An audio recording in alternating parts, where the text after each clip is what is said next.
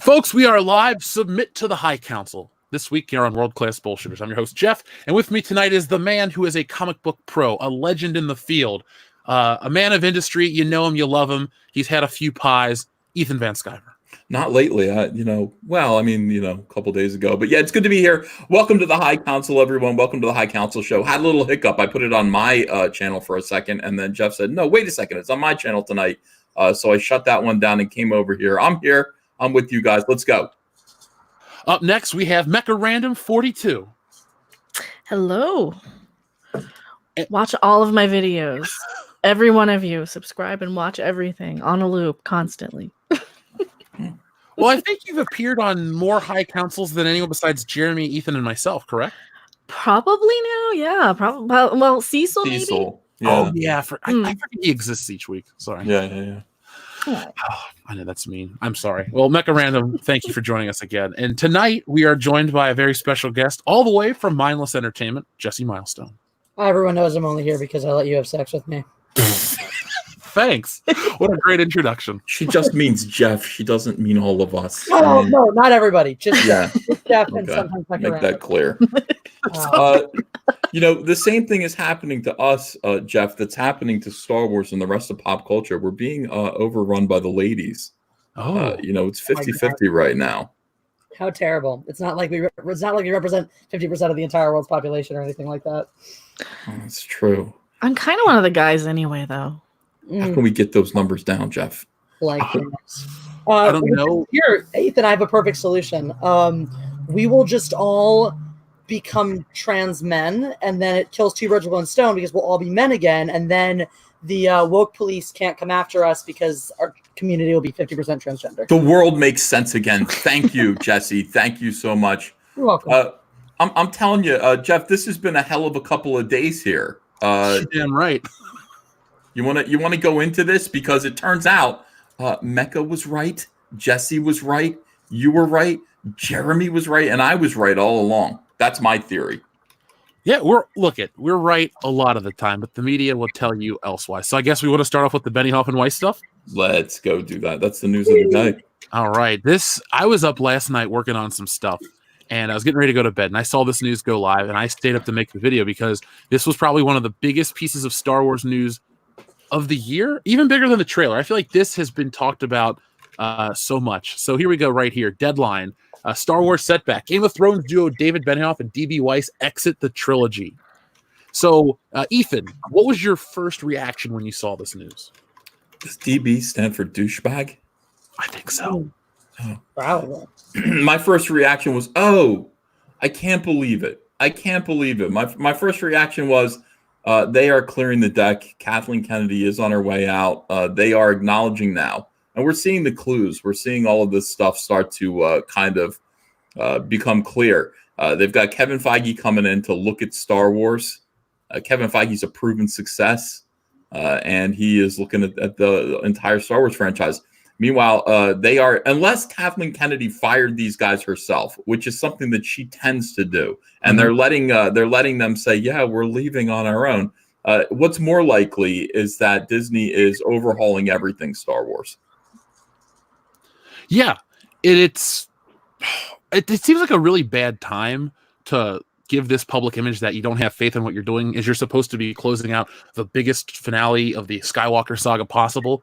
I mean, we're told that this is going to be the biggest thing ever, the biggest hit, record-breaking ticket sales, but then it's only in the first hour. It's tracking to be the lowest opening Star Wars film in this trilogy, and then we have this. And, I mean, it just makes me think that Disney's just trying to get through Star Wars as quick as possible and move on to something else they can buy.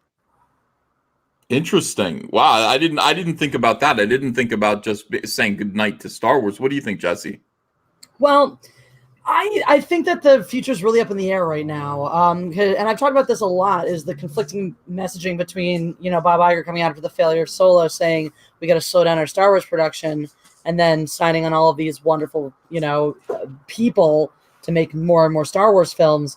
I think it's in flux. I don't know that they're looking to just close down on Star Wars entirely, but I don't think that they have all of the eggs in this basket moving forwards by any stretch.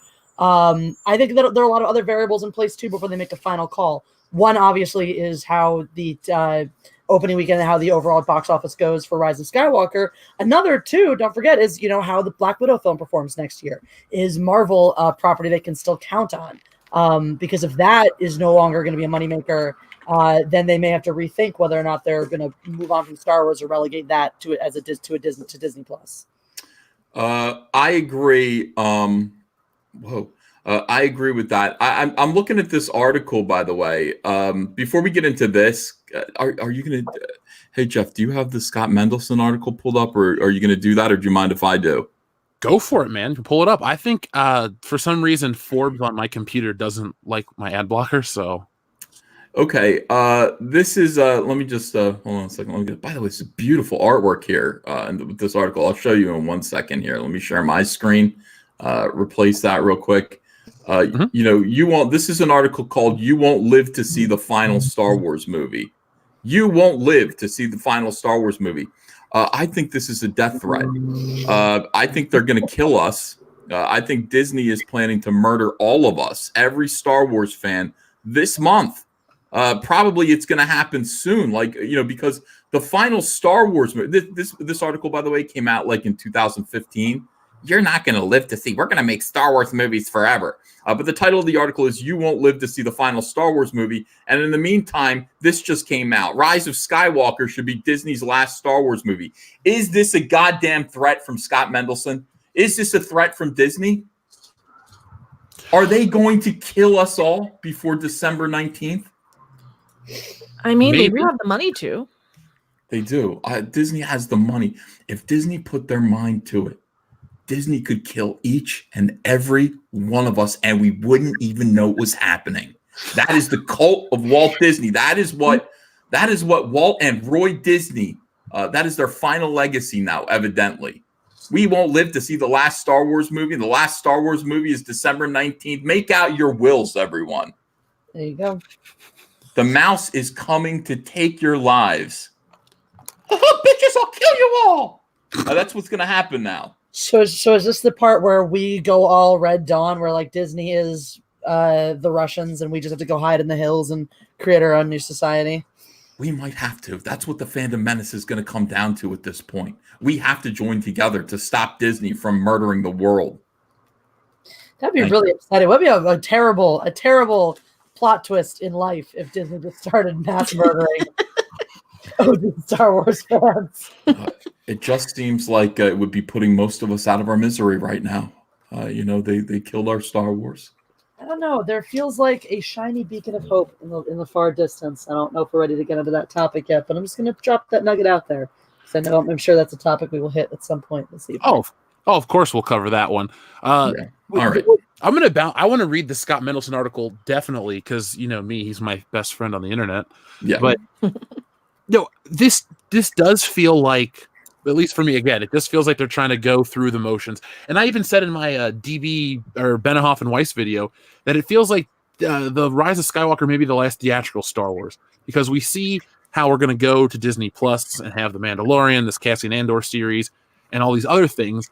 And maybe Star Wars will just be more financially viable as a puppet show. I mean, yeah. Okay. So I think from now on, that's what Star Wars should be. Under Disney's, the result of Disney's leadership over Star Wars, I think it should be a mobile puppet show that goes from town to town, plays in public parks. There's a little Yoda puppet. I know a Yoda puppeteer on the internet who's probably available. He's pretty good. His name's Pimp Broda or something like that. That guy's great. What is his name? Pimp Master Broda. Pimp Master Broda. Thank you. That guy's available. So I think we should reduce Star Wars down to a mobile traveling puppet show. Manger Baby style. Yeah. They can raise whatever money they can that way. But, I think the idea of theatrical Star Wars might be dead. Thank you. I am going to respectfully disagree, sort of. For our generation, yes. But they'll wait, even because Disney's going to own this property forever. Disney's going to be around forever. They'll sit on it for 10, 20, maybe even 30 years and be like, well, here's a bunch of kids who forgot how terrible of a job we did with the sequel trilogy. And we can totally bring back some hype and make a new round of Star Wars movies. If they do that, do you think they'll try to milk the original trilogy again? Absolutely. No question. Do you think that'll work though? Because you said 30 years from now, so we'll all be in our late 50s at the earliest. Mhm. So, I don't. I mean, if they do that, let's just play the game of hypothetical. Let's say they do that. I don't think they could milk because I don't. There's a point where stuff becomes not irrelevant, but it'll fade away. Like R2D2 and C3PO. If in 30 years they don't touch Star Wars and it's just a home video release, in 30 years people won't remember it as much. I don't know if that's true, because I think every decade or so you get the option of doing like, this anniversary, that anniversary of Star Wars, throw it back up in theaters, keep that alive. So we right now, people of my age, Jeff of your age, we're like, our parents saw these movies in theaters, passed it on to us at the time that it's 20 years from now. Theoretically, the people of our age who are sort of the second generation of original Star Wars fans who got it from our parents will then have children of our own at about the right age to watch Star Wars. And if they think they can package it correctly, if they think they can sell it right, they can try to bank on that of, now here's a Star Wars movie to give to your children. Yeah. Well, I've learned one thing from Ben Stiller, and that's that you can milk anything with nipples. And Star Wars has nipples, although they are purple and bruised at this point. Mecca, is it possible? Is there still milk left in Star Wars for people to tug on those nipples, and possibly get anything left out of this franchise? And I'm talking about 30 years. I don't think in 30 years Star Wars will, well, in my opinion, I'm not sure that there will be more milk in Star Wars' nipples 30 years from now. After what Kathleen Kennedy, after what Bob Iger did to the franchise. What is your opinion of that? No, I think it's very telling if you go into like Target or Walmart or wherever, and you just see fewer and fewer toys right now, because the last couple of movies didn't sell toys, so they have fewer and fewer things in the aisles. There's less and less interest. There's more and more aggressive marketing from the media, and then there's more and more people jumping ship like the Titanic. I think we've had, between Benioff and Weiss quitting, if that's indeed the case, and I'm hearing rumors that it might not be, but we'll just go with the official story. They quit. They jumped ship. They didn't want Star Wars. I think that they're going to be putting all their eggs in the basket of the streaming services, because they can get a longer bang for their buck. They spend all this money on one movie, putting $100 million plus, 200 million, 300 million, $500 million just to put one movie in the theater for one opening weekend, right? All their focus is on one opening weekend. With a TV series, they can spend half of that, recycle sets, bring in people for a lot longer of a period of time by dropping them weekly. You can get months and months off of your HBO subscription per person, right? And then you get more bang for your buck that way. I think they're going to focus all on streaming, but I don't think it's going to really be the thing that's going to pull in a lot of the audiences for Disney Plus. I think they're going to be probably some of the lower rated shows. More people care about Marvel at this point, so. Well, Mecca, I just wanted to, you brought up about going to your local Targets and seeing less and less Star Wars. Mm-hmm. Here's an actual graph. This was compiled by a Star Wars toy site using Google search data. I did a whole video on it. You guys can check it out. But I mean, it goes to show you that, and we can go look at the actual other chart. The Revenge of the Sith has the highest since Google's been charting this kind of stuff. And we have obviously the huge Force Awakens spike, but look how it's just fallen after that movie. Mm-hmm. I mean, Solo barely makes a blip in anything. Christmas did slightly better than Solo, and that's a movie year. So, I mean, there is less and less of interest in Star Wars. I mean, there we go. There's actually a better graph if we're trying to get into the analytics stuff. But I just don't know. I'm trying to think of a franchise that was like really huge and then just kind of faded away. Because there are certain things like a Back to the Future that comes and goes. But Ethan, you think of anything like that? No, I'm just thinking I'd like to see that graph in terms of nipple chafing of the Star Wars franchise, and if the two coincide, give you lube or like talcum powder to keep the chafing down. So, okay, all right, that's fine. That's fine. Disney's too cheap for that. I think though that we're talking about going to the Disney streaming. I don't think the Cassian Andor show is gonna turn any heads or anything like that. But I really do think The Mandalorian has potential to be a solid show. I think that the Obi-Wan miniseries has the potential to be, decent. And in light of all of that, if that being the case, now I think there's a possibility here, right? If you see success with streaming, if whatever formula they come up with for that seems to be successful, that I think goes back into my case for saying that they could bring back Star Wars years and years down the line, because it doesn't go away completely. You still have some interest on the streaming service. You have the potential to create, side characters that may garner enough attention, that may garner enough interest to eventually, become part of their own film series or one-off film, something like that. So I think that the success or failure of Star Wars on streaming is another huge factor that determines what Disney does with that property moving forwards. Well, you brought up the Cassian Andor show that you don't think it's going to exist. Think of all the properties and the things they've announced, as Disney's own Star Wars, that have never come to fruition.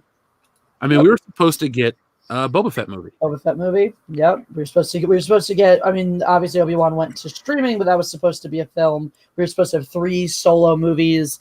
Yeah, I forgot about those. Mm-hmm. Oh, that's the other little bit of news that came out today, is that the writer of Solo is now throwing Disney and Lucasfilm under the bus. Hooray! As he should. Yeah. Okay, I found it. I found the graph. Let me show you. In terms of nipples, this is okay. So this is the Force Awakens, and in terms of interest, this is the nipple for the Force Awakens. This is the nipple for The Last Jedi, and then this mini nipple here represents, and this is scientific data. This represents where we are right now with Star Wars. In fact, I actually believe that this is generous. I believe that this nipple is actually would be inverted. This would be an inverted nipple if it truly represented the interest in Rise of Skywalker. Thank you. Is it my fault for wearing too many low-cut things on stream? Yes, always blame the woman. So, since we're talking about the Kathleen Kennedy, the failures, listen to this. One of our listeners made this little list. So, after she took over, we had Josh Trank fired, Lord Miller fired for Solo, Gareth Edwards was replaced for reshoots, we had James Mangold's Boba Fett film shit canned, we had Colin Trevorrow fired from Episode 9, and now we have David Benioff and D.B. Weiss Xing the trilogy. So, there's got to be something that we don't ever know or get to hear about. The behind the scenes stuff. There must be something, because wasn't it a few weeks ago that they disbanded the story group? Yeah. Okay. So, I mean, it's all slowly, actually, I should rephrase that. It's all quickly falling apart. And that's why I just don't think we're going to have a viable Star Wars in the future. If you can't get your house in order, how are you going to produce this stuff? Its viability is certainly in question. And that's why I don't think we'll get anything big until there's a changing of the guard. I agree with Ethan. I think Kathleen Kennedy's days are 100% numbered. And when you have that changing of the guard, you have an opportunity for a revitalization, or at least attempt at revitalization. Now, obviously, after what's been done to the fans, we're going to be a lot more skeptical moving forwards. But there's there's definitely a lot of shakeup going on. A lot of shaking up in the House of the Mouse. Mecca, what do you think?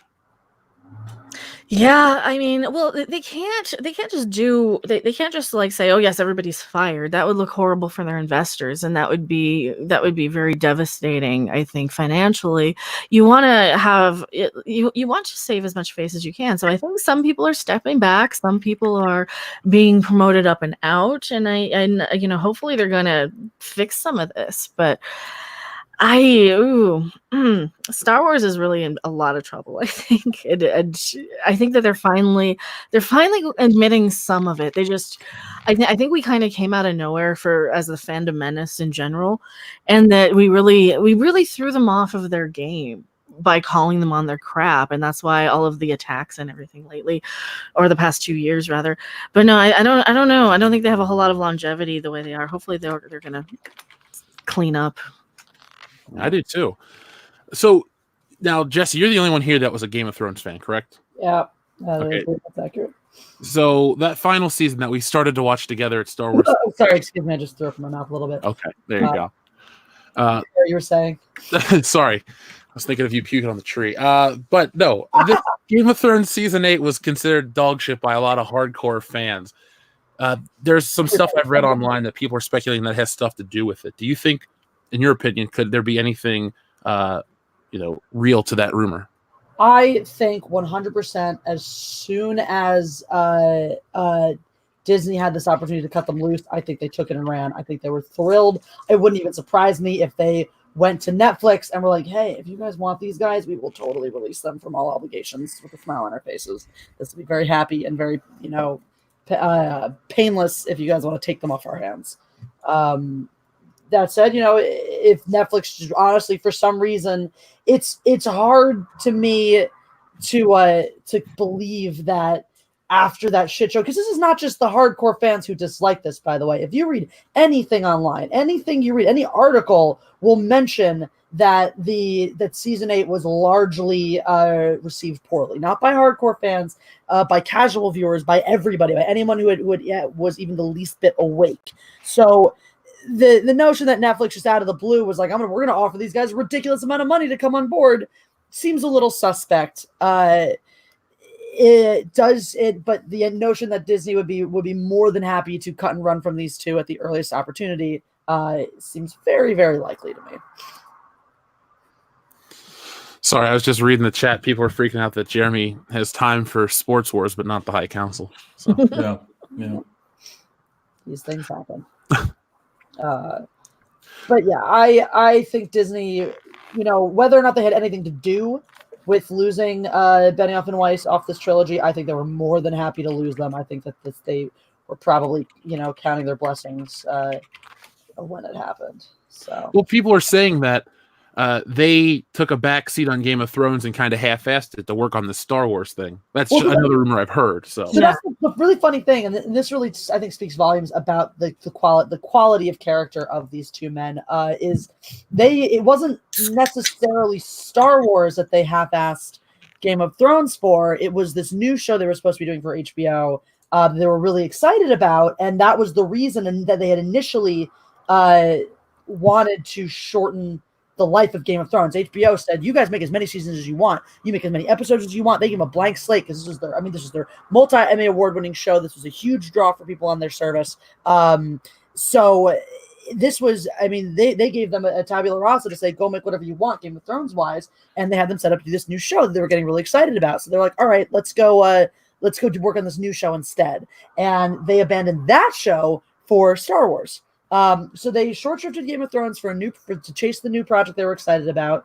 They ditched that for the opportunity to make a Star Wars movie or Star Wars trilogy, and then they were more than happy to walk away from that for a bigger dollar sign. So these are people who, to me, what that tells you is that these are people with absolutely no artistic integrity whatsoever. They're just in it for the fame and the fortune. Yeah, I agree. I wish Star Wars would just take a minute. Jeff, if you share my screen. I think if Star Wars would just take a minute and heal from the chafing. And there are ways to do this. Something. Just take a minute. Let's heal. And there are ways to prevent chafing. And then, we can kind of move on from there and create something new. But, for now, I think Star Wars is pretty well milked. Thank you. Can I ask you a serious question, Ethan? Sure. Can we start rating things on the nipple index here on the High Council? I think it's about time. I think people kind of understand it. It's terminology that people kind of can relate to. Cool. I feel like it needs to be a primary part of the show moving forward. Yeah. Happy to help. So let's see what the chat's saying right now about all of this stuff. The Fixer says, bury the Fat Jedi, a Star Wars story with a side order of 5 guys, fries, and a burger. Written and directed by the world-class bullshitters with the main villains of Darth Fatass. So that's a joke on the podcast this week. We were talking about the episode 9 trailer. Yeah, I had to think it was episode 8. We're talking about the episode 9 trailer. We got bored with talking about the crappy characters, so we made up our own. And Bury the Fat Jedi is now our new mascot at World-Class Bullshitters. And Darth Fatass is one of our listeners who's a villain. The Fixer also says, why do I get the feeling that I'm now on the purge list for Disney's Night of the Long Knives? If I suddenly disappear, assume Disney purged me. So I made a joke in my video about the thumbs up to thumbs down ratio. About 45% disliked it from the UK trailer. What if 45% of the Star Wars audience doesn't show up for the Rise of Skywalker? How do you think Disney will react? Well, they'll probably call us racist again. Because we're dead? Oh, right. Yeah. We're dead. They can't call us anything if we're dead. They'll probably tell us that we brought it upon ourselves. It's our toxic. It was our toxicity, actually. It was all of our male toxicity. We just died spontaneously from male toxicity. Well, you're the worst. Me, for being a toxic man, I am. Yeah. I'm the most toxic of all the men. George B.D. Lucas says, great to see you all. Thank you, George. We appreciate that. Logan Michael Anti-Funko Pops says, pop gay. Yeah. Okay. Grimjoy says, how much screen time do you think we'll actually get for the Knights of Ren? I haven't heard anything about them in a long time. Mecca, we'll start with you. What is your guess? 37 seconds. Jesse? I'm gonna go generous and say 1 minute and 37 seconds. Ethan? The Knights of Ren will be on screen. Yeah, I don't know. I guess like a minute or two. I don't think they ever. This is the thing. Like, you really do get the sense that none of this stuff ever really mattered, and they really had no plan for any of it. Where are the Knights of Ren? How come everybody knows about the Knights of Ren and they haven't done anything yet? I think they were in the trailer for episode 7 in like a book or something, and then they just cut them out completely. That was something that I remember distinctly laughing about in my early videos for after The Last Jedi. Everyone's like, well, what about the Knights of Ren? Are they coming back? Is this and the other? I'm like, you think they're going to do anything with the Knights of Ren? You foolish idiots. Yeah, I agree. No Knights of Ren. Anything that normal people want in Star Wars, they're not going to give it. Where's Rod of the Hutt? Where is Rod of the Hutt? I feel like I am a normal person, and I feel like I deserve some more Hutties. And instead, I'm getting Hutt teased. It's not fair. For my objection at the statement that Ethan Van Sciver is a normal person. I just want to know if Jabba the Hutt has nipples. Let me look that up real quick. I think he does, doesn't he? He fondles them lovingly. I think they're folded over in all the roles, so Ugh. Maybe we get Rada the Hutt's nipples. you know, in speaking Rise of of nipples, Skywalker. it's funny how in every edit of Return of the Jedi that George Lucas made, he still left the scene where the woman's boob popped out. Just saying. George Lucas must be a nipple fan. Yeah, I understand that. All right, so Reddit has already anticipated this. I mean, people want to know. I don't ask questions that people aren't interested in. If you'd share my screen, does Jabba the Hutt have nipples? This is a question that was asked more than 2 years ago. New comments cannot be posted. Votes cannot be cast. So at one point, you could actually vote if Jabba the Hutt had nipples, and if you were interested in that. No comments yet. Average looking girls with very attractive friend. What effect does our looks have on your life? This is why I don't go to Reddit. But anyway, no, we didn't learn anything. That rabbit hole, Ethan? Well, I just wanted to know if Jabba the Hutt had nipples. Jabba the Hutt nipple clamps. Okay, all right. Now we're getting somewhere. Hold on 1 second here. Now we're getting somewhere. Now, I'm sorry for taking over this whole show and making it about nipples, but these are Jabba the Hutt nipple clamps that you can get for $10.73. I know what Mecha Random's getting is a stocking stuffer. Now, Yes. Say it. why do these exist? And why aren't they it was Ewok? Avengers butt plugs, and now it's Star Wars nipple clamps. Why Well, are this they is not actually Ewok? a Pokeball silicone butt plug right here. So you could get a. There's Okay, a Doctor Who no. TARDIS butt plug. All right, we don't need to go down. What is this sonic screwdriver nipple clamps? I have the sonic screwdriver G-spot stimulator.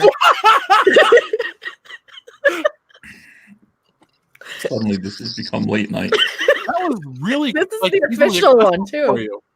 No, this is the official one too. And Looks like a spins. baby. No, it's an actual official. It just looks like a G-spot stimulator. I mean, That is what that looks like.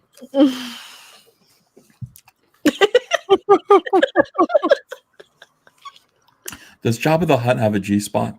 You would have to have a vagina for that. Well, they're all hermaphrodites, so I mean, Oh, that's true. Yeah. that's the truth. Our friend, let's see, CVV says the woke culture is killing the film industry, and I'm sad. Yeah. Yep. Rest in peace, film industry. Yeah. Well, luckily, shit like Joker, that people freak out over in the media, makes a bunch of money. Yeah. All right, so let's go over. Let's read the. We got a couple things to do. I want to read the article about Debbie off DB Weiss, whatever the fuck. Excuse my language. And I want to find out what the Deadline says, and also we've got to look at the new Mandalorian trailer. Oh, of course. For God's sake. I'm still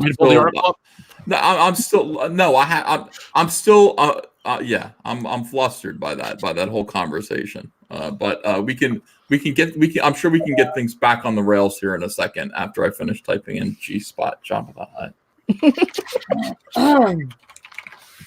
Hutt. By the way, folks, we have 2,321 people watching. Can we all hit that thumbs up? Let us know that you like the show. Pound the muff button, smash the melee button. Who knows? If we get enough thumbs up, we might get a Good Morning Pop Culture on Thursday. Did he use Salacious Crumb like Richard Gere used that gerbil? Oh no! Come on! These are the questions I never wanted to ask in Star Wars. Ethan started it. It's Ethan's fault. We're just bringing 3 dimensions to Star Wars, honestly. Oh, somebody says Hut Nut. I love this community. So, Ethan, you ready to look at the Deadline article? Yeah. Let's do it. Do you want me to read it, or are you going to read it? You go for it, man. You got the better reading voice. Well, thank you. I appreciate that. All right, let's do it. All right, here we go. Look at these two gentlemen here. I would trust them with anything, except my kids. Star Wars setback.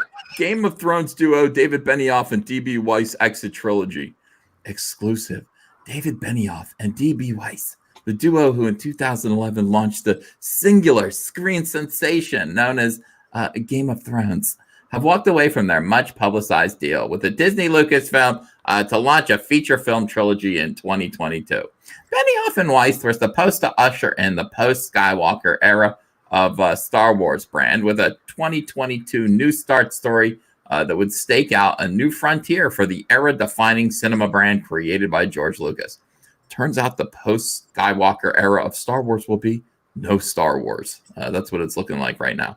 The Emmy-winning pair cited their historic deal with Netflix. They said their enthusiasm for Star Wars remains boundless, but regrettably their schedule's full. We have too much to do. We can't do Star Wars. We got way too much on our plates right now.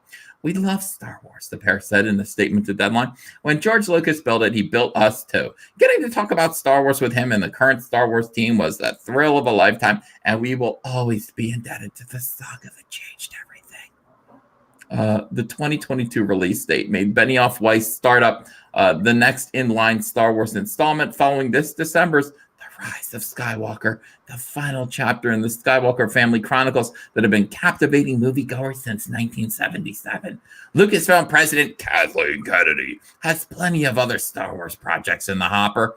The Rise of Skywalker on December 20th, Mandalorian in 15 days on Disney Plus, and the ramping up of the Ewan McGregor series, just to name 3. So it's unclear how much of a setback the now Nick's trilogy presents. There's also no shortage of upcoming collaborators lined up, among them Rian Johnson. No, Rian Johnson's not going to make a movie. He's not. No.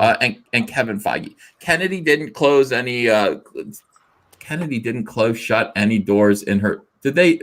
All right. Is this garbage tier, or is this redundant, or close shut any doors? What do you think of that? I think it's redundancy. Yeah, like they're like, should we use the word close or the word shut? And they just ended up putting both in there on accident. Proofread your articles. Please, proofread your articles. I'll be staring at that for a while. They didn't close shut any doors in her send-off statement on Monday. David Benioff and Dan Weiss are incredible storytellers. We hope to include them in the journey forward when they're able to step away from their busy schedule to focus on Star Wars. You gotta sound be like kidding Jim me. Carrey in Living Color. This is such bullshit. What are you talking about? These people are supposed to. They're supposed to be. They were working on Star Wars for 2 years. Mm-hmm. Yep. Suddenly they're too busy. Oh, they're incredible storytellers. We hope to include them in the journey forward when they're able to step away from their busy schedule to focus on Star Wars. Why didn't you know that 2 years ago, you lunatic? I can't stand Kathleen. These people are liars. Yep.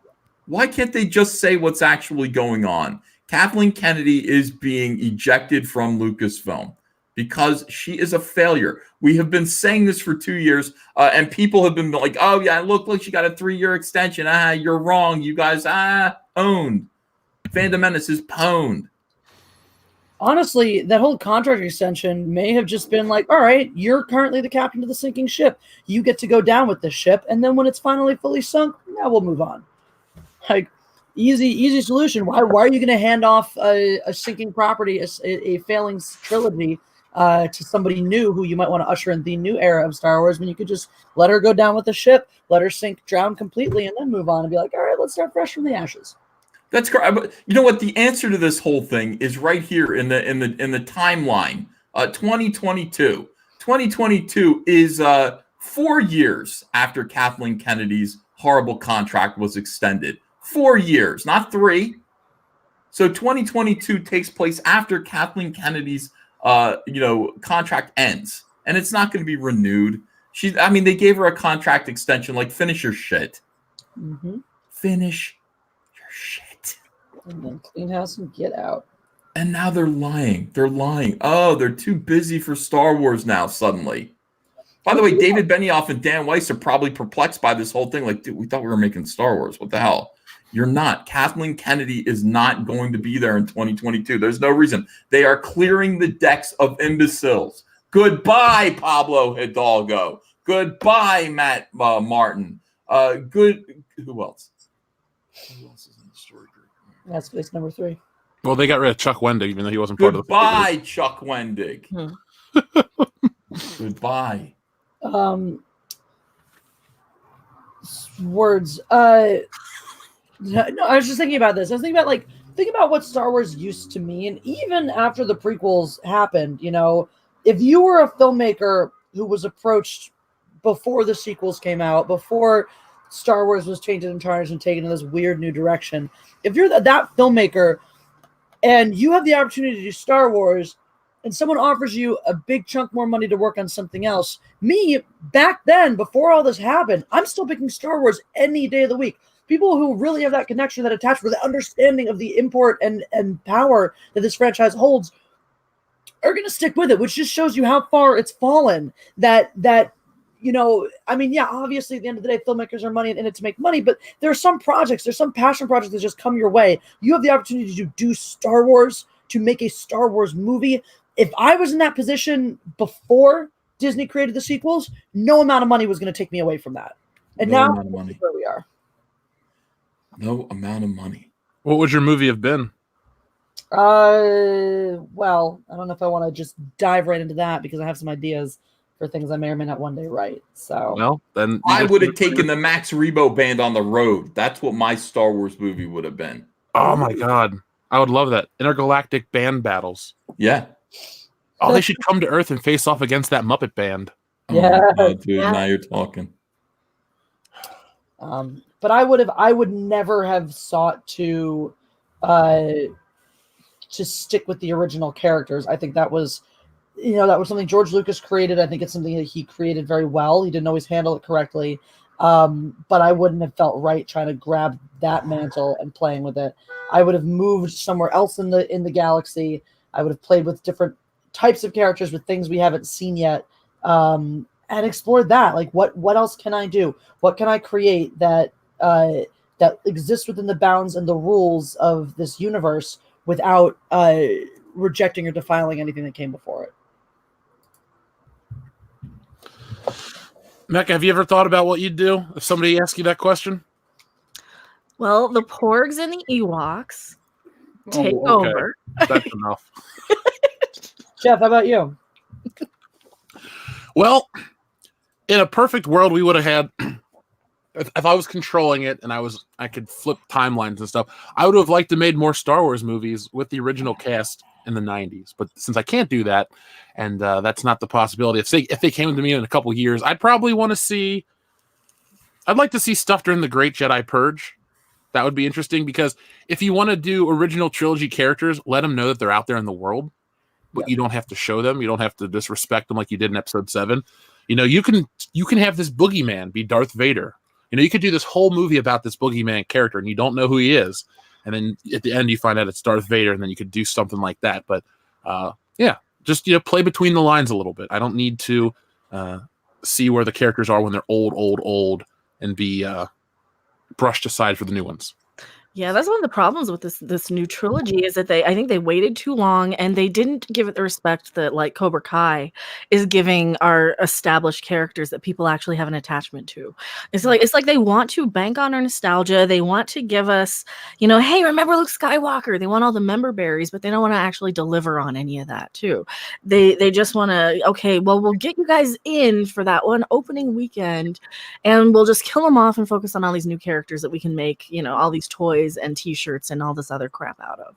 So that was actually, I'll give you a little bit what my thinking was. And like I said, this is something that I'm not sure what medium it's going to take the form of, but something I'm still playing with was kind of what Jeff said about these things, these original ideas can exist. I thought, wouldn't it be fun to take, one of the things every, in the Legends, in the extended universe, you always had Luke's Jedi Academy post Return to the Jedi. So, okay, well, what if you take a Jedi Master who was a product of Luke's Jedi Academy, who goes off somewhere else in the galaxy to train new Jedi? So the idea of Luke, it's kind of like if you look at the way martial arts exists in the world, right? You have martial arts that were started by certain people. You still honor the original founder, and their disciples then go on to start studios of their own. And so you have their lore and their legacy as part of your world with completely different characters who get to go on their own journeys. Would you try to think how I want to phrase the question? I will get back to it. Sorry, Ethan. What are we looking up for Avatar? Oh, I'm sitting here just thinking like, I forgot I was sharing my screen. Sorry. I'm glad I wasn't looking up more nipple pornography. I was just thinking the best way to do a new Star Wars movie is probably to take the aliens from Avatar and put them on. Take the Titanic, put wings on it, and then have it piloted by the aliens from Avatar. Oh, did they stick their hair in the tailpipe? Maybe. So I'm just thinking, look, most of Hollywood is about kind of combining already successful ideas. So I'm thinking, put the Titanic in space and put the goddamn aliens from Avatar, the Na'vi creatures, on the Titanic, and then add Iron Man. Thank you. Iron Man will put butts in seats. Mm-hmm. Yeah. All right, it's just an idea. You could make a bunch of money if you had Star Wars crossover with the Guardians of the Galaxy. I'm not saying it would be good. I'm not saying it should happen, but you could make a whole bunch of money that way. Yeah. Don't give him ideas, Jeff. Don't give him ideas. All right. If it ever happens, I'll take full responsibility and 10%. So we'll talk about the Mandalorian trailer in a moment. Let's see. Mr. V says the tides are turning, the rats are jumping into jumping the sinking ship as the fandom menace laughs in unison and reigns supreme. Hail the fandom menace. Thank you, Mr. V. I feel like we've called a lot of this stuff, not to brag, but because it's just like it all seems like a bunch of corporate talk when they're like, we have this planned and that planned and this planned and that planned, and it doesn't happen. I think Solo scared him off big time. Deef says, EVS, now you have direct contact with Dr. J.B. Peterson. His family is suffering serious health problems right now. Is there any way you can give him well wishes from all of us in the Fandom Menace? Thanks. Sure. Want me to do it right now? Sure, man. All right. While you're doing that, Salad King says, "Hello, High Council. D&D are gone, and I'm so happy. I could blow my ranch load. This calls for celebration. Gonna drink a whole bottle of bubbly." Now, I did bring up one thing when I discussed this on my video that could be an unintended consequence of losing Benioff and Weiss. Uh-oh. And I find it hard to believe that Disney is this stupid.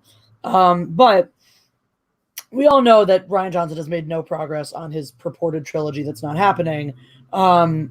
What if losing DB and David has somehow convinced them that they should move Rian Johnson onto this project that has been somewhat more developed than anything he has thought about on the toilet? Don't say shit like this out loud, because you talked about me saying, what if it happens? Well, this is like saying Beetlejuice 3 times. You're going to call upon some shit you don't want. And I don't think anyone here, folks in the chat, press 1 if you hope Rian Johnson will never get his Star Wars films made. We're going to wait for a tank tread to roll in. But Jesse, I had the same exact thought yesterday. I honestly thought this is how we get to the bad alternate 1985. This is how we get to, the world where Rian Johnson comes back and makes more Star Wars movies. And people are going to be like, well, you got to give him a chance. This one could be great. No, you fucking don't. He ruined Star Wars the first time. Yep. Why give him a second shot? Yep. That's like saying, well, Adolf Hitler magically didn't die in World War II. And he seems like he really had some good ideas about how to fix, the economy. Let's let him try again. It can't be worse than the first time around, right?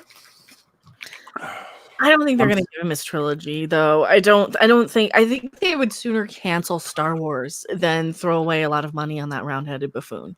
I have never seen so many ones come up in my life on the channel. Holy shit. I even saw Mecha pop up. There's a few It's still 420. coming. Oh, they are still coming. Jeez, yeah. It's so nice that, the Fandom Menace is unified on a lot of things, but the one thing we can all agree on, no matter what, no more Rian Johnson Star Wars films. Hooray!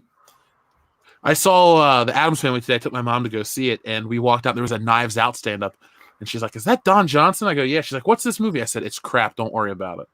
And she's like, "Why?" I'm like, "It's the guy that made that bad Star Wars movie." And she knew it was The Last Jedi. So that's my duty to make sure people don't go see Rian Johnson movies. You killed Luke Skywalker. Eat a dick. Yeah.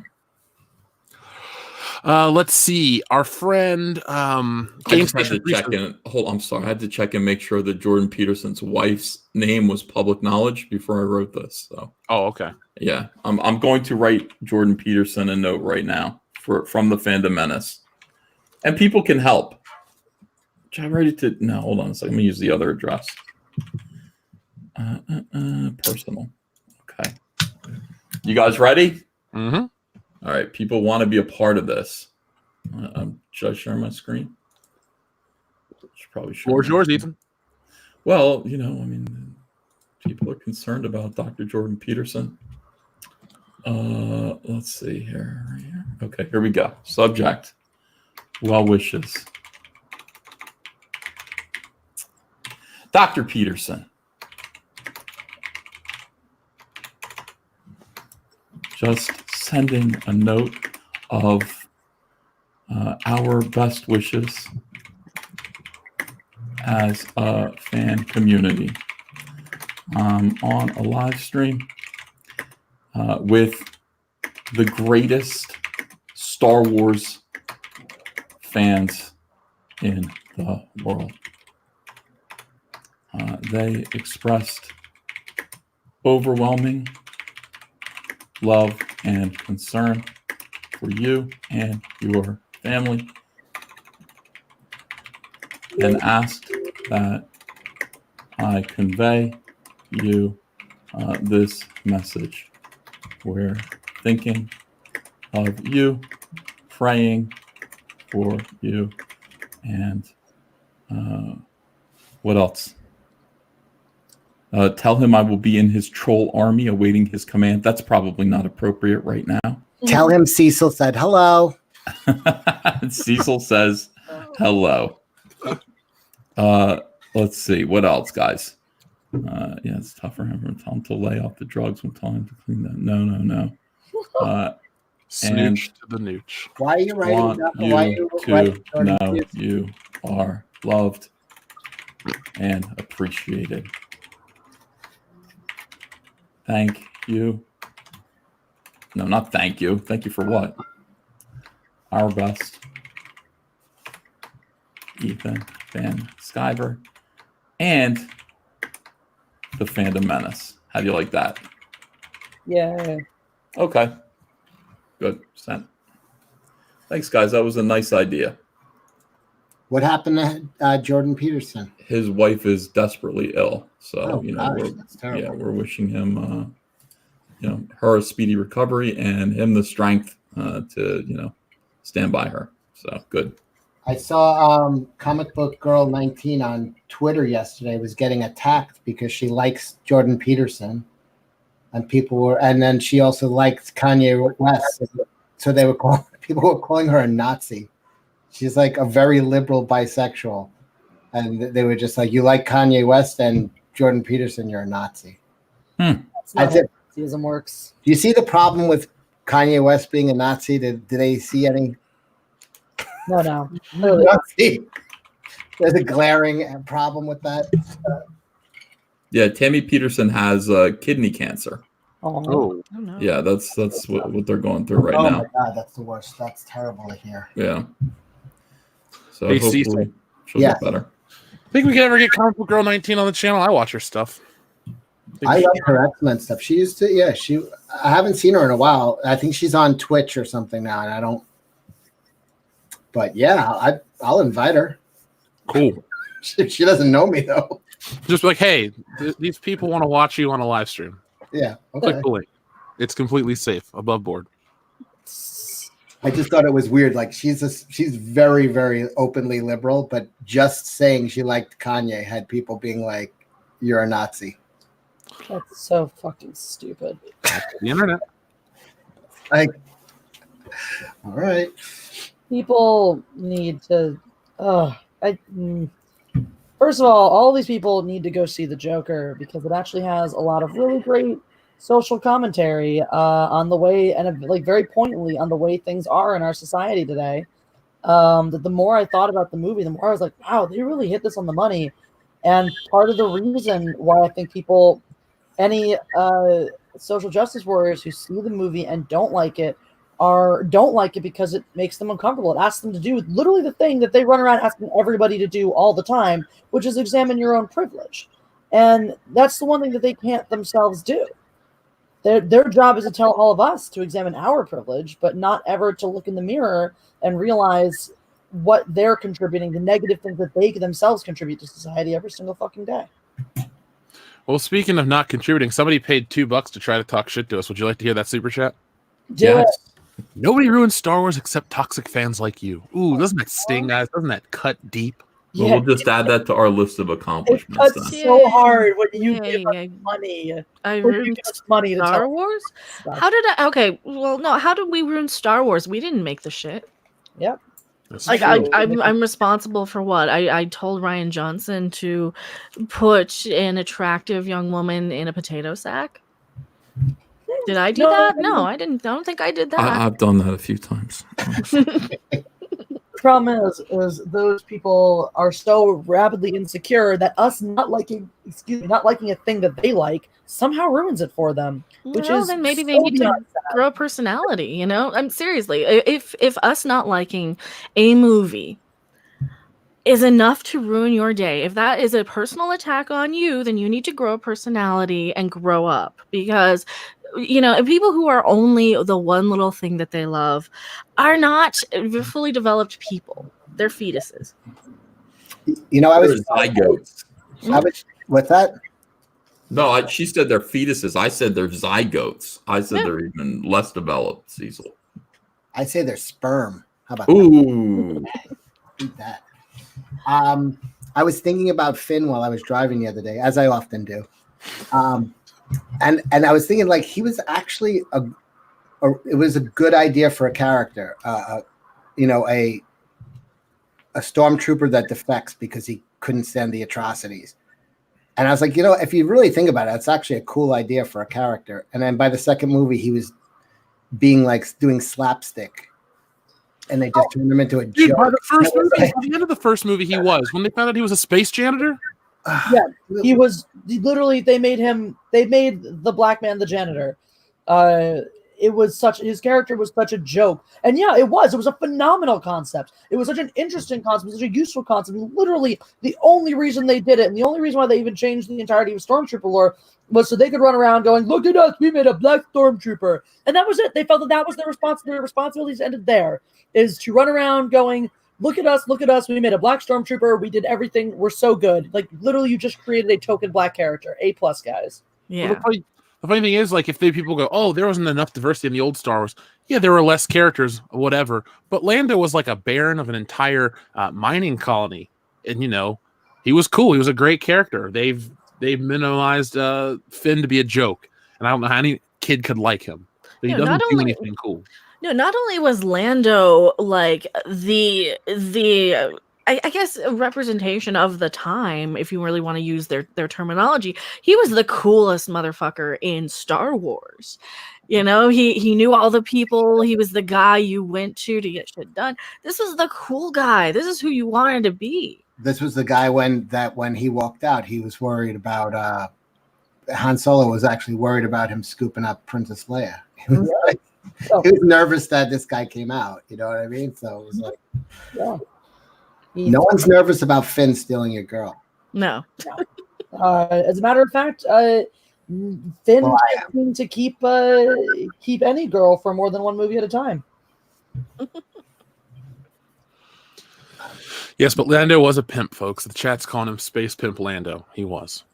Good old space pimp. But even if you look at the prequels, right? You have Mace Windu, an extremely powerful Jedi on the Jedi Council. You had Captain Panaka, who, as underutilized of a character as he was still like the captain of the Royal Guard on Naboo, So, yeah, they actually did things. They were useful people, and because, wow, amazingly enough, black people are human beings who can contribute to society more than just cleaning your toilets. And they also, with the prequels, they brought in Samuel L. Jackson, another really freaking awesome guy that everybody wants to be, right? This is the thing. Like, you have a responsibility if you're going to have your representation and your tokenism and your diversity and all these things, to not just drop the characters like they are only the color of their skin. That is more than anything that we would ever complain about. Yeah. Well, I think another problem stems from the desire to infuse Star Wars with unnecessary comedy. Oh. There were funny moments in the original Star Wars trilogy. Each film had great, comedic moments, but this film stops to make a joke, and then it feels like everyone on the screen looks at you and goes, "Get it, haha," and then they go back to telling the story, and it's like look, I get it. Marvel made $22 billion. Of course, as a business, you want to replicate that success, but it doesn't work with Star Wars. Plus, they're just chasing the success in comedy that Lucas had with Jar Jar. You're not going to be able to recapture it. It's a once in a lifetime thing, dude. We always say that. Oh. So let's see what the folks are saying. Mortal Thinker says, "Hail Caesar, your legions will protect you." Thanks. Mazamonti says, D&D exit equals best news of the year. Can't forgive them for the last season of Game of Thrones. Now I hear the Long Night prequel is canceled. Hail the High Council. Oh, is it really? I don't know what that is. That was the Game of Thrones prequel they were going to be making, I think. One canceled and one confirmed now that they're going through with. Okay, interesting. Cecil, what were your thoughts when you found out that Benioff and Weiss were off of Star Wars? I think they dodged a bullet. I wasn't that against them. Although they did destroy that last season of Game of Thrones, and I was actually rooting for them for the first 2 or 3 episodes. I lost a lot of credibility doing that. Oh, I was here. I remember. People were screaming at me, but yeah, I don't know. Did they get fired or did they quit? They got offered $900,000 or a 9-figure deal, so in the hundreds of millions of dollars to go work for Netflix instead, and they took it because that's what they do. They jump ship on whatever they're working on whenever a new, sweeter deal comes their way. They're mercenaries. I That's mean, exactly the retail plan too, though. You get this seems to be the unethical business model that's kind of ruining everything all around the country between companies, corporations, all these things. You have these people who come in and they mess up a bunch of stuff just to make it look good on their resume to move to the next higher paycheck, and that's exactly J.J. Abrams and Alex Kurtzman's business, like their business models, and that is another thing that comes over from retail as well. You would have a manager come in just to go to another department store after they've messed everything up. Yep. wait, how much did they get paid? Did you say 9 figures? Yeah. Figures. That's the word on the street. I mean, Cecil, J.J. Abrams was offered, I think, wasn't it a $400 million deal for the Warner Brothers streaming service, the exclusivity or whatever he's going to be doing in the future? Bad Robot did. Jesus Christ. So, I mean, the streaming wars are really ramping up. I mean, next week, Disney Plus, well, not next week, but in 14 days, Disney Plus launches. Netflix is supposed to be pulling out all the stop for its November launch. Hulu's owned by Disney, so eventually that's just going to become the ancillary Disney Plus or the side Disney Plus, and then you're going to have Amazon Prime just stick around because everyone and their mom wants Amazon Prime for the free shipping and you get free streaming with it. So it's going to be interesting to see what happens, because it seems like a lot of these exclusive shows get canceled.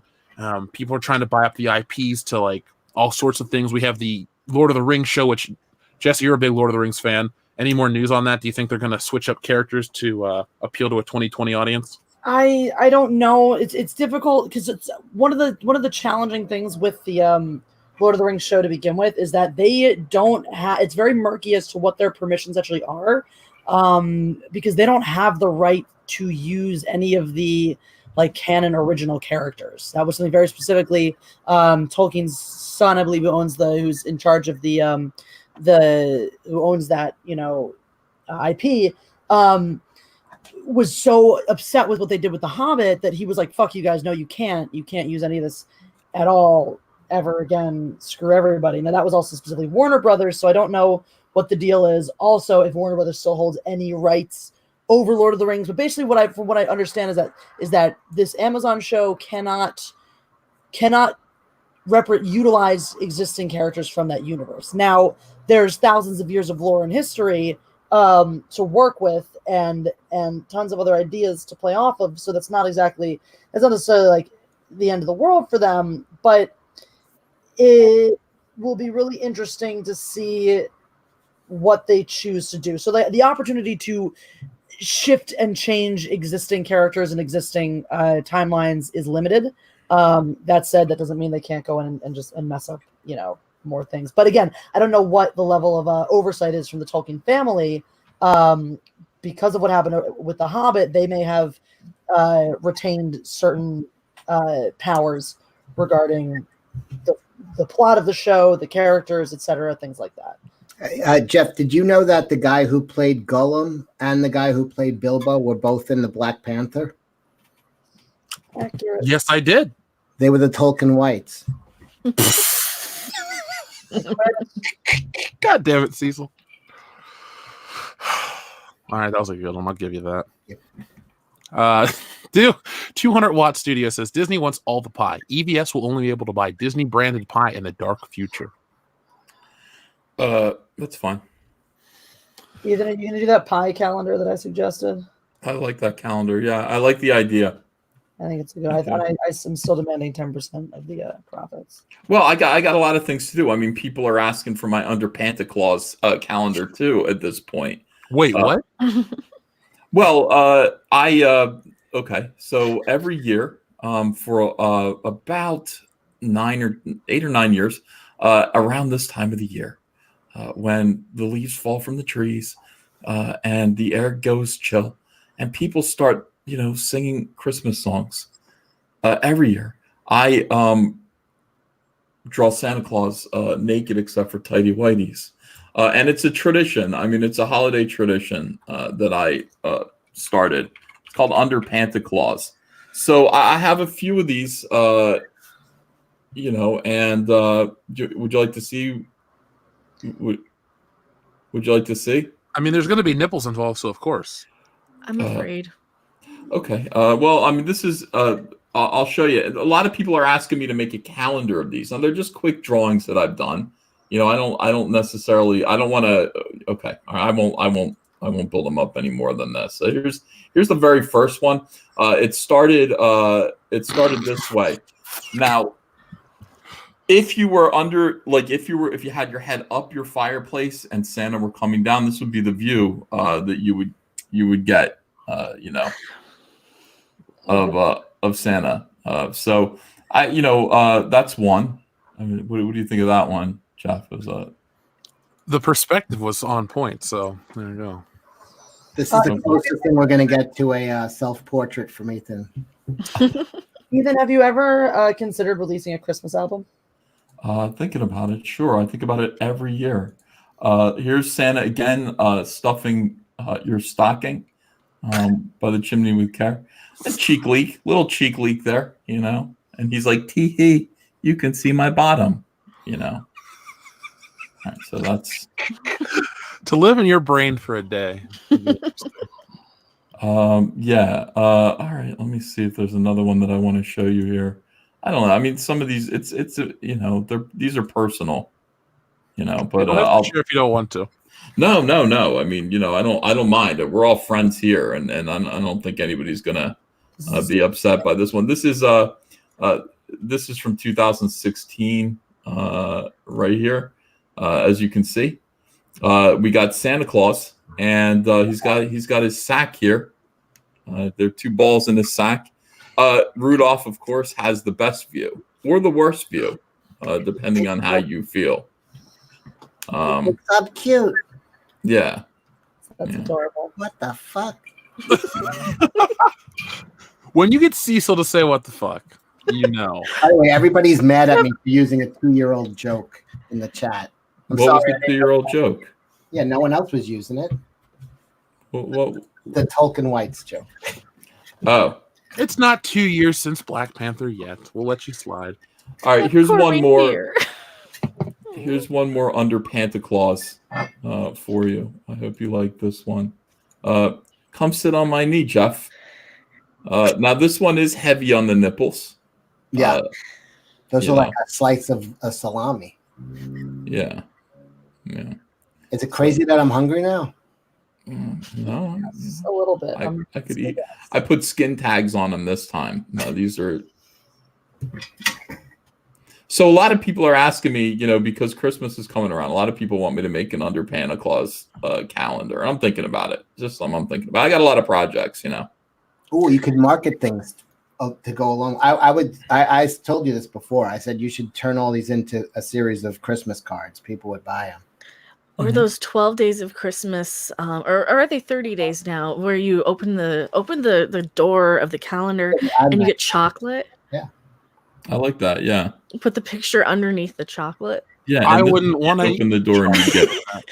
Also, you know, Big Money is selling like the labels and the tags for Christmas gifts. You can make a series of skin tags. Skin tags. Yeah, this one you'd open the door and you'd get fudge. $2 billion. Yeah. A little different. Oh my god. Yeah. Swinging Cod says D&D out, Kotaku dead. All I need is a Hummer, and this will be the best week of the year. Mm-hmm. Well, that's your responsibility, Swinging Cod. But I'm happy Kotaku is fallen by the wayside. Have you guys ever heard of Kotaku? Oh yeah. They are a trash video game review site. Oh yeah. They're like the Mary Sue of video games. So Yep. goodbye. Ghost of a Flea says, "Hey EVS, where are you gonna be in 30 years?" 30 years. So I will be probably. So I'll be 50. I don't know. I hope to be a very successful, and I don't know. I don't know where I'm going to be next year. 30 years. Thank you. Tweeter Trash says the goal isn't Star Wars in 30 years, it's socialism. Yeah. Crazy Eye Jedi says it's called Bag Balm Skin Moisturizer for Udders. In regards to stopping the nipple chafing, Ethan. Yeah. Logan Michael Anti-Funko Pop says Mego is making a Stan Lee figure. Thoughts? Please don't let Mego make any more toys. I wrote a song about that. I wrote a whole song like about how Mego shouldn't be allowed to make toys anymore. And they're making a comeback, dude. I've got a great plan for Amigo Stanley. I know just how to use them. Uh-oh. I did pre-order the Marvel Legends Stanley because I have to have him watch over me at all time. Mm-hmm. Zaire says, Star Wars on streaming. Disney Star Wars has characters that are marketable. Zuvio, Crimson Corsair, Moroff, and the Saw pre-Rogue One, Imperial Academy, etc. That Saw Gerrera shit was... Because didn't they go back and reshoot it? Originally he had hair. Or originally he was bald, then he had hair and something like that. I don't know. The Rogue One behind-the-scenes stuff is interesting. I wish down the road somebody would release a tell-all book about Disney Star Wars. Irishbot says, don't forget 3 canceled cartoon series. They did cancel Star Wars. What was that one called? Fuck. Resistance? Mm-hmm. That did get canceled. Remember, I was like, oh, you guys are just hating on a kid's cartoon. You can't talk about it. All he said is, it looks weird, and it's going to be on at 10 o'clock at night on Sunday. No kid's going to watch it. Where are we now? The show's canceled. Yeah. I watched like That's every episode of that just to suffer. All of their fake reviews didn't help it. No, all I had to hear is, oh, we live in the DVR era. Nobody watches live television anymore. Well, nobody watched Star Wars Resistance, so thank you. Swinging Cod says, if we're talking about nips, we need Cecil to do the Buffalo Bill dance to Goodbye Horses on stream. I already did that. You could look at my videos. But here I'm going to turn on my camera for a moment. I will show you. I'm really actually excited about the Stanley Mego doll because as a lot of people who are on my channel know, I am making a celebrity human centipede from Migos. That's Conan the Barbarian in front, Frankenstein, Richie Cunningham, and the Cowardly Lion. I have a few. I have Sulu and Ahura, Samantha from Bewitched, Alice. I have a bunch more that are going to be added to the centipede, but Stanley would get a place of honor. I would put him right behind Samantha from Bewitched. So are they the mirror ones or are they just the regular ones? That's the one I have. Okay. Yeah, because these are really cool. I'm going to use these as a prop in an upcoming video here if it ever comes out. But yeah, I've been leaving mine in the boxes, but I can't find any more, and then I stopped collecting them, and now I feel like it's just past. But I do like them. So let's start talking about the Mandalorian trailer. That's the one thing it seems like. By the way, since we were talking about Christmas, my goal, I have about 4 or 5 more so far. My goal is to have a full wreath made of human centipede and have it ready for Christmas. Ooh. 'Tis the season. Huh? See, you could start an Etsy shop and make them. Sell them for like a few $100 a pop. I feel like too much of my face is showing. Hold on. Better. Hello. So we saw the Mandalorian trailer, correct? All of us? Yep. Yeah. Yes. All right, Ethan, what were your initial thoughts upon the trailer? The first trailer I loved. The second trailer I loved even more. It was fantastic. We should watch it. Are we allowed to watch it or no? No, not on this. No, they'll flag it down. Oh, really? Well, I like the big buffalo monster. That was my favorite part. I don't know. I still think Mandalorian is Womandalorian. I'm pretty sure. Nope. He's the actor is the God, what's his name? Pedro Pascal? Yeah, we know who it is. It's Pedro Pascal. And you hear his voice too. I mean, obviously voice changing things can happen. But I don't think they're going that route. I trust Jon Favreau. I do too. I think it looks good. And I love that he got Werner Herzog in there. I like that. Oh, Werner Herzog is amazing. I love seeing him in such a big role and such a villainous role because usually he's done bit parts in a lot of stuff before. But he's never been like this big bad guy, and it just so suits him. And it, based on what we've heard of him so far, which a lot of what we're hearing, a lot of some of the clips that we're hearing from when he was talking are all from the same scene, because they showed that scene at Star Wars Celebration, and so a lot of it is from that same scene. So I don't know how much of a active role he's going to have in this season, but it does seem like he's going to be this overarching force in it, and I'm very excited for that. I don't do really any impressions ever of anybody, but I do a Werner Herzog impression because I. Sorry to break in. Go Party Time says Bill Burr shooting was that really him? I saw that. It looked like Bill Burr.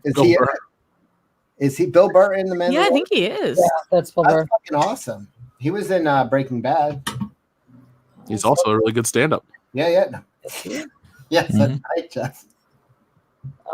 So Jesse, are you going to do Werner Herzog here? Or are you going to save it for your stream? There actually is evidence of my Werner Herzog impression already on my channel. I've heard it many, many, many times. Yeah. I enjoy it. Did you ever watch the uncut version of Grizzly Man with the soundtrack of those people getting eaten? That wasn't where you actually hear them getting eaten? Yeah. I didn't think that was in the official version. I thought that was no, it was not the official. It was like that was released without the Werner's consent either. The actual audio, he never wanted it released. It's crazy. I mean, though I also did, and I did hear that audio. I also heard that it was a fake. No. So there's real audio. It's not like he's eating us. Like, I heard. I did hear it. It does sound real. It's definitely the guy's voice, and he's saying, play dead. He's screaming. But the thing about bears is, like canines and felines, like wolves and mountain lions, they'll take out your throat and then eat you. Bears just hold you down and start eating. They don't give a shit if you're alive or not. They eat you alive.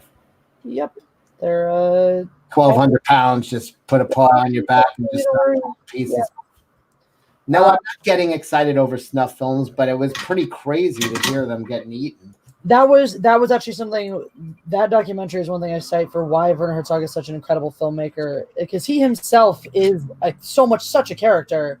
But then he took this project where he had somebody, this man who was in his own right very much a character, and Werner puts a lot of his own commentary on a lot of his in a lot of his documentaries. He's very involved with that aspect of it. But I thought in Grizzly Man, he really did a nice job of standing back and letting this guy speak for himself and sort of giving this man who was no longer with us a voice to actually hear what it was he stood for and believed in. I thought it was a really interesting. I heard his voice. It was like this. I'm getting eaten.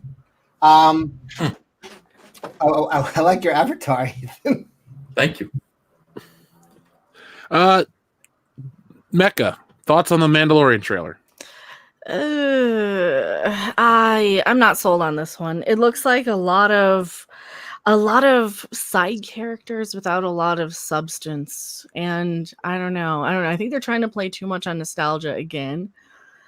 I don't know. I'm thinking it's going to be we'll have to see if it's any good or not sort of thing. But the trailer's not really selling me.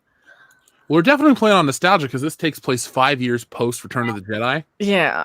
So you're going to see OT stormtroopers, TIE fighters, all this remnants of the original trilogy to hook the older audience that's going to be like, $5 a month to watch the show's no big deal. And they'll see, oh, they got this on there. So, I mean, it's a smart business move from that standpoint. It's also said creatively that you could never move out of X-Wings and TIE fighters. It's always... They're trying a little too hard to bank on, hey, Boba Fett, hey this, and then there's like, it's kind of exciting to see, hey, this thing is from the holiday special, or this thing is from this Star Wars movie that I like, it's. But at the end of the day, I'm still so burned on Disney Star Wars that I can't separate, what's going on TV with what's going on in the movies. Did you guys know that they actually use the 501st as background stormtroopers in the show? Which is something that's never been done before. The 501st has been contracted by Disney a bunch of times to do various live events. They have never been brought on board to actually be stormtroopers in Star Wars before. So that was the first time that was happening, which I thought was really neat.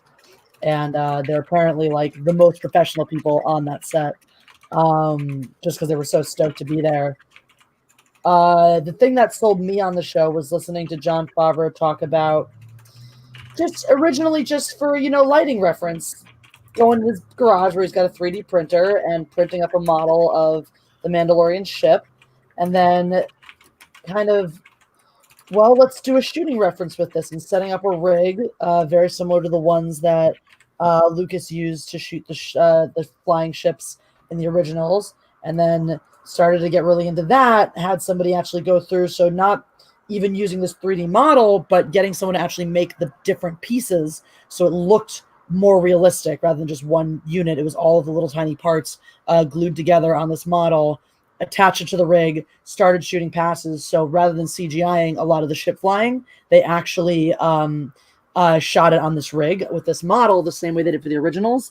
And it looks, I mean, that movement, I don't know how much of that is used in the series, but it was really neat because the tests that they were showing, and then the shot they were showing without the CGI, we then saw in the behind the scenes footage or in the sneak preview footage at the end of the panel, and it looks incredible. I mean, it looks like what we're used to from the original series. So that, listening to the way that Favreau talked about this, listening to the dedication that was put into it, the dedication to the excitement on set from the cast that was there.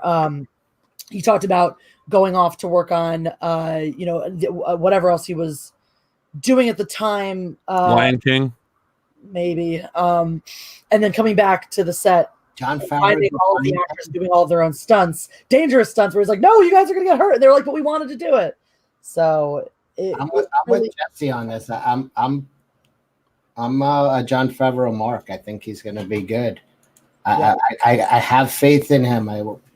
What he's done has been great so far. So it looks good. It looks like he's not following the normal formula for this shit, and he's doing his own thing. And I kind of have faith in him. Maybe I'm naive and ridiculously optimistic, but yeah, I think it's going to be good.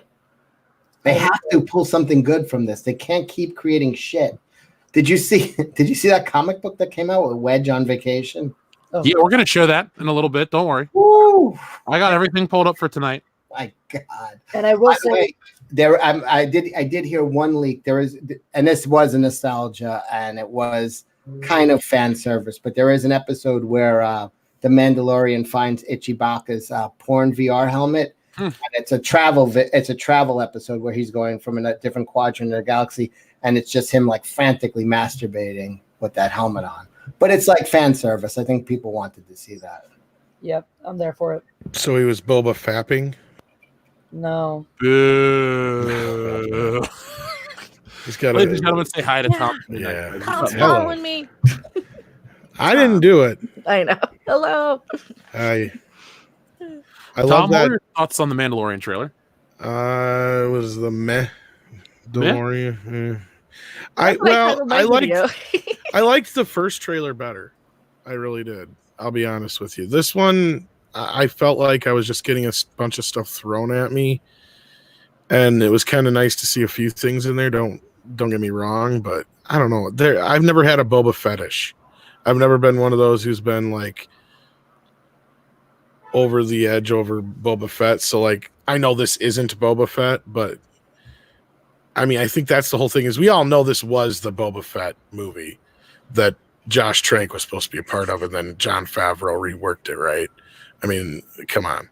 Why couldn't they just make it a Boba Fett TV show to excite more people? That's what I don't understand. Because they have to pay Lucas, probably. It's one of his characters. Make a new character and you don't. That's not probably above the realm of possibility. Ethan, you Yes, were sir. around and remember the Star Wars Holiday Special. You watch it regularly. Every year, twice. We're going to watch it again as a community, as a family. It's going to be cozy. It's going to be wonderful. Can't wait. Now, thoughts on this, though? Manson Family Christmas Special. Oh, my God. Yes. I remember being at Jim Jones' compound watching the Star Wars Holiday Special back in 1978. You know, the next day, I don't know. They shipped me away, so I don't know. But yeah, it was wonderful. Thoughts on what? I'm sorry, I'm missing. By the way, Joe V816 in the chat. So this is a shit on Star Wars stream? No, I just said I'm excited and I trust Jon Favreau. The Mandalorian is going to be excellent. I mean, there's no doubt about it. For it. I'm not shitting on it at all. I mean, it's Tom and Mecca who are the toxic fans that are ruining it. Yeah. Oh, it's no, awful. honestly, I think Favreau should have been part of the game since the beginning. If anybody should have been overlooking the Skywalker trilogy, it was probably him, as opposed to JJ. Well, I guess JJ has the bigger name to cash in on. Oh yeah. But well, and Spielberg also recommended him. Yeah, well, Spielberg also made Indiana Jones and the Kingdom of the Crystal Skull, so everyone will their touch eventually. I blame more of that on George. Oh, of course, but that's the only Indiana Jones movie I've ever seen. Are the other ones good? You have no idea. If you thought that was awesome, wait till you see The Last Crusade. By the way, nice to meet you finally, Cecil. Oh, hello. I'm a huge fan, by the way. Or wait, did we talk once before? I think very, very shortly. And Ethan, have you been spying on me and using me for your underpants clause thing? That looks very familiar. Have you been posing for Ethan? That's what I'm thinking, and not even knowing it. Probably like one of your North Pole girls. Is Tommy your muse? I need to go on a diet. That's all I'm going to say. Oh, you and me both, brother. By the way, I've been doing that fasting thing, dropping weight, but last night I had a breakdown at 3:00 in the morning and woke up like in a fucking crazy hunger fit. Yeah. I went to White Castle, ate 10 cheeseburgers. Oh, don't say that kind of stuff. If I'm not drinking, that sounds delicious. They're little, but yeah, I paid for it today, man. Well, that's White Castle for you, dude. Anyway, I just thought I'd share. I'm in Colorado. They sell stuff that gives you an increase in appetite. I don't need that shit. I need I need meth, not pot. I need somebody to like knock the food out of my hand. Don't eat that. Jabba the Cuck says you look fat as fuck, Cecil. Thank you. Wow. I don't think you do, Cecil. I think you look good. But what do I know? You didn't have to put the last part in there. You could have just stopped the I think you look good. Yeah, I mean, I think you look really thin, but I'm enormous. So what do I know? Stop doing the qualifiers. Just end on the compliment. Cecil, I think you look pretty good, but I have astigmatism. So You're halfway there. Yeah. I love this. I know this should be a show. So I saw the Mandalorian trailer and I thought it looked better than the first one, and I thought the grappling hook on the TIE fighter looked pretty damn cool. Visually, it looks nice. We got the widescreen shots. The CGI looks cinematic level. I'm in the middle between everyone here. We have some people like Jesse who thought it looked really good, but then you have Mecca and Tom who thought it looked meh. I'm worried because remember, the same stuff we were being sold on for the Mandalorian, or are being sold with on the Mandalorian, is the same that we heard from The Force Awakens. It was the original lens of the camera. We're doing practical effects. I mean, the making of that film wasn't to tell you about this epic story. It was, hey, look, here's a guy in a rubber suit. And it was J.J. Abrams standing in the desert telling you, look at this. We're going to remote control BB-8 because realistically, a robot that's not CGI'd is so much better and compelling. Like, that's the kind of stuff they keep selling us on. And it doesn't work for me anymore. It didn't work then. It doesn't work now. Do I want it to be great? Yeah, it'd be fun to have something awesome in the last, 14 years of Star Wars that isn't Rogue One. And I wouldn't even say Rogue One's awesome. It's good. It has moments of excellence, greatness, if you will. It also has a few moments of borderline boredom. But that's just me. So I want this to be awesome. And I don't have to sign up for Disney Plus to watch it because, like I said, on a stream, Verizon's giving it away to people. I'm one of those people. So they're going to give it to me. So I'll be able to watch it. Doesn't that defeat the purpose of all the cinematicness of it? To have people watch it on their phones? If you guys, I come in just a tad late, but I don't know if you brought that up already. But no, I haven't actually. That's a valid point. I think the streaming wars are going to come to a head next year to a point where a giant's going to fall. God, I wish we trademarked that. What, the Stream Wars? Yeah, we were talking about it how many years ago? Jeez. It was one of our first big videos with Bill Hunt on the Digital Bits. We were talking all about the streaming wars. We're like, oh, we've seen this stuff coming. It's coming. No, I feel like that's going to be the case next year. I'm not going to say Netflix is going out of business or something crazy, but there's going to be too much choice. People only have 24 hours in a day to watch this shit. It's just going to be like cable all over again, and you're going to have to decide between 6 to 10 different streaming services which important franchises you want to keep up with, because that's basically what's going to happen. Begun? The Clone Wars has. Yes, they have. Stream Wars, I meant. Yeah, we know what you meant. Yeah, I got Cecil's reference was on point. No, but I mean, like, I have Netflix, Hulu, Amazon. Say what? Somebody in the chat just said the same thing, like at the same time I was saying.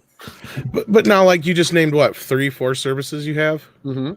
How much do you pay altogether for those, roughly, just off the top of your head? Well, hold on. I actually have more because there's some I share. So are we not going to include those that I have access to? Well, I'm just, just the point is you pay, normally you'd pay what, $50 to $100 for cable? Yeah. Right there, you already mentioned about almost $50 worth of streaming services. True. And they don't have the luxury of, there's no commercials anymore because certain streaming services have commercials. And it's the same crap over and over again. Yep. So do I think it's smart for Disney to get into this? Yeah, I'm sure they'll make their money back and do all that stuff. But for me, I enjoy going to a theater. Like, even something as lame as The Addams Family that I went and saw today. I enjoyed seeing it on the big screen. It was nice. The CG, There's an Addams Family movie in the theaters right now? Yeah, I just saw it today, the new one. Charlize Theron is the voice of Morticia Addams. Oh, it's a cartoon? Yeah. Is it any good? It's got some nice horror callbacks. Like, it's at the $5 theater. That's why I ask. Yeah, I saw it for $5 on a Bargain Tuesday. So, like, you've seen Invasion of the Body Snatchers, right, with Donald Sutherland? Oh, yeah. Yeah. At the end he points and does that scream? Yeah. Like, Wednesday does that at one point in the movie. There's just nice horror callbacks. So it's got a little bit of something for everybody. Did you see the story that the Christian family that walked out of the movie and demanded it be taken out of the theater? Oh, jeez.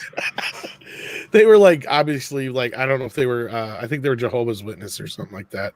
But I guess they were all in this story about it, and they were on the video talking about it, how it had demonic. The movie was possessed by a demonic force or something like that. They were going off on it. It was just funny. I'm like, it's a kid's movie, for Pete's sake. There was a ghost that lived in the house. That's about as far as it went. Yeah, they said something about a Ouija board and something else too. I haven't seen it. I wanted to see it because I'm an Addams Family fan, but I've been kind of disembodied hand that walks around the fucking. Well, yeah, that's the thing. That's normal. Cousin It's the hair, yeah. He's voiced by Snoop Dogg in this one. Is he? Yeah. Anyway, I don't want to board the chat with our Addams Family. I'll shut up. Too late. No, but I know. But to just jump off your point, Tom. Seriously, watching something on a small TV at home, or even a big TV. My friend has a nice setup. I think he has a 62 or 60-inch TV, a Sonos sound system. It's beautiful to watch movies, but it's still not a theater. Right. Star Wars should be. First off, every Star Wars movie should have a crawl. I don't care if it's Rogue One. I don't care if it's Solo. I don't care whatever they're going to make. It doesn't have to say episode whatever. You can have a crawl. There's just something about the presentation that is lacking in Disney Star Wars films by not having the proper crawl and the theme song. It should just be a coverall thing. Like every Marvel movie has the flipping covers that and then they adapted it to something else. It's just part of the signature of Star Wars. And then, a spaceship battle on TV. Like, I'll go out, like, if they were to say, we're re-releasing the original Star Wars, I'd go out and see it just to experience it. I could watch it right now in 5 different formats. But, streaming takes it away. Plus, it takes away the community aspect. I thoroughly enjoy, cheering and laughing and clapping or booing at the same parts of a movie. And it just sucks. We're just going to be much more of it's like an insular experience. I agree with the crawl. They're supposed to have a crawl, not make you crawl. You hear that, Disney? Yeah. I mean... I have high hopes for the Mandalorian. I really do. Don't get me wrong. Don't let my attitude dissuade the joy in the chat. I don't have high hopes for it because I've seen what Disney's done before. And it might be another weird experimental thing. It might be a lot of shot over substance. It might be a lot of member berries. We don't know. We don't know yet. Well, we'll find out in 15 days, Mecha Random. I know. It's going to be fantastic. I hope so. I hope so for everybody. Well, the thing is, we could actually review it on the High Council because it debuts every Tuesday. So that's just something, if we have access, like if we're Verizon customers, it can just be like, hey, let's talk about this week's episode. I'm not. I don't know. I don't know how I'm gonna watch it, but I'll figure it out. Hey, you don't have to. I'll figure it out. Wait. By the way, Yes, you who's do. better, Adam's Family or the Monsters? Adam's Family's better than the Munsters. Monsters are a cheap, flimsy ripoff. Like the Addams Family is the original. The Addams Family is the drawing fire of internet drawing shows. You know, the Monsters is just like drawn and quartered or some shit. Oh, I think the Monsters You are wrong. debuted Because before. the Monsters had Yvonne DiCarlo, who is way hotter than Morticia, and she was a green chick on Star Trek. I got to go with Ethan on this though, and everybody else. Adam's Family. And it had Fred Gwynn, who was in Pet Sematary. Yeah, but the Addams Family has a better theme song and Lurch. That's debatable. The theme song for the Monsters is pretty good. Mm-hmm. Mm-hmm. I agree. I like the Monsters, but yeah. Oh, I love them. Well, who both. would win in a fight? I think the Monsters would win. Oh yeah. I don't know. Wednesday'd kill them all. No, they have a fucking dragon that lives under the sky. Yeah, but They have Wednesday's vicious. She's a 10-year-old girl. I wouldn't put my back to her. Even I could almost beat her. She shot off through the head with an arrow. So Wednesday's vicious, but you've got Dracula, Frankenstein's monster, Dracula's daughter.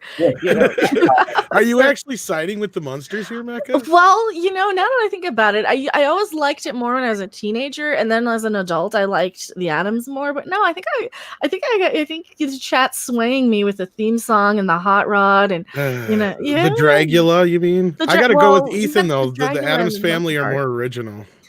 I mean, I love Well, the the Monsters, Addams Family, but the cartoons, the cartoons dated way back. But no, I just mean the originality of them. Yeah. Though, period. yeah, they yeah. were different. John Aston was great, though. Gomez He was was. one of the best. Oh, I love them both. I love them both. Well, look at the Spectre guy says Twilight Zone. Even though that's not in the discussion, the Twilight Zone wins. Whenever you say what's the best, Somebody else said leave Twilight it. Zone, Somebody else said Leave It to Beaver, and I was like, oh, I didn't even consider that. Like, Leave It to Beaver is better than both of them. I like Dick Van Dyke Show a lot too. Oh, that was so great. I don't know what it was, but what's her name? Mary Tyler Moore was so effing hot in the early 60s. And then I don't know what happened. Her face got horsey and weird in the 70s. But you watch the old Dick Van Dyke Show. Some women look better in black and white. She was smoking hot. Smoking hot. Maybe it's just that she was a young lady, Well, yeah, no, I agree with you. I would love to be a guest on that show with the name Beaver Cleaver. Oh, my God, yeah. A lot of Dixon Beavers in Or a the 50s. crossover event. I just pushed Dick Van Dyke over the ottoman, like, and then I'd bend Mary Tyler Moore over the ottoman, Sorry, Cecil. No apology necessary. EVS would make Mary Tyler scream for more. There you go. there you go. That's what Cecil was looking for. Let's see. Our friend Swinging Cod, we talked about that one. Let's see. CVV says, I'm happy being the worthless droid of the Fandom Menace community. CVV, you're not worthless. We need one who speaks bocce. So there we go. Somebody said in the chat, it went by too fast, said she had a really severe case of diabetes, which took a toll on her face. You fucking monster, EVS. I added the last part. Who had a severe case of diabetes? Mary Tyler Moore. I believe she had juvenile. Severe toll on her face. What's that? I'm sorry, nothing. It probably made her sad, which explains the long face. Yes. Sorry, Cecil. I'm sorry to everyone for that joke. Yeah, anyway, dude. So Ruin of House Roundhead says, Jeff and Jesse, I look forward to possibly hanging out with you soon. I sent an email, Jeff. Did you receive it? I will have to check the show email. Kendo was supposed to forward it to me. He has not, so let's blame Kendo. Everyone in the chat, press 1 to blame Kendo. Yay. Darth Fatass says, what? Am we getting a movie? No more working and lurking for me. Yes, Darth Fatass. When we make our Bury the Fat Jedi film, we're going to be calling you up. Is Darth Fatass canon? He is now. Let's make him canon. Yeah, Darth Fatass is awesome. I love that name. I do too. I do too. Jesse, are we going to meet Ruin of House Roundhead? It is Posse Blah. He's in he's near Baltimore, so he was asking about when we're there for Philly, and I said that was going to depend on scheduling because we do have quite a bit to do. Well, what about 2020 when we're in DC. Isn't that closer to Maryland? That's yeah, that would be closer. So that's on the table as well. Well, we'll talk, folks, about the 2020 travels and stuff because it'd be fun to meet people and hang out, Yeah. have a bazaar, and shoot the shit. Yeah, Jesse, are you still reffing those stabbing events? I am indeed. Oh, cool. Just came back from Kansas City last week. I'm sorry. Anyway, the picture says, guys, someone just flashed a light through my window, and it's not anyone I know. I think the NKVD, Disney has come for me. Hope you're probably already dead. The super chat was from an hour ago. I'm sorry. Rest in peace, the Fixer.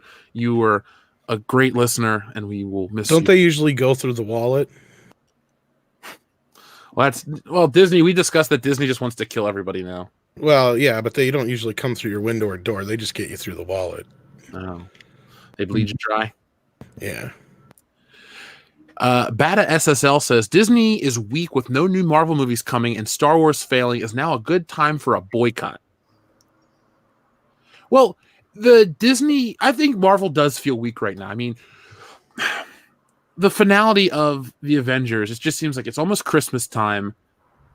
I usually follow these things. It's like Marvel stuff just doesn't seem as hot as it used to be. Like even at the Comic-Cons over the last couple of months. Marvel is weak.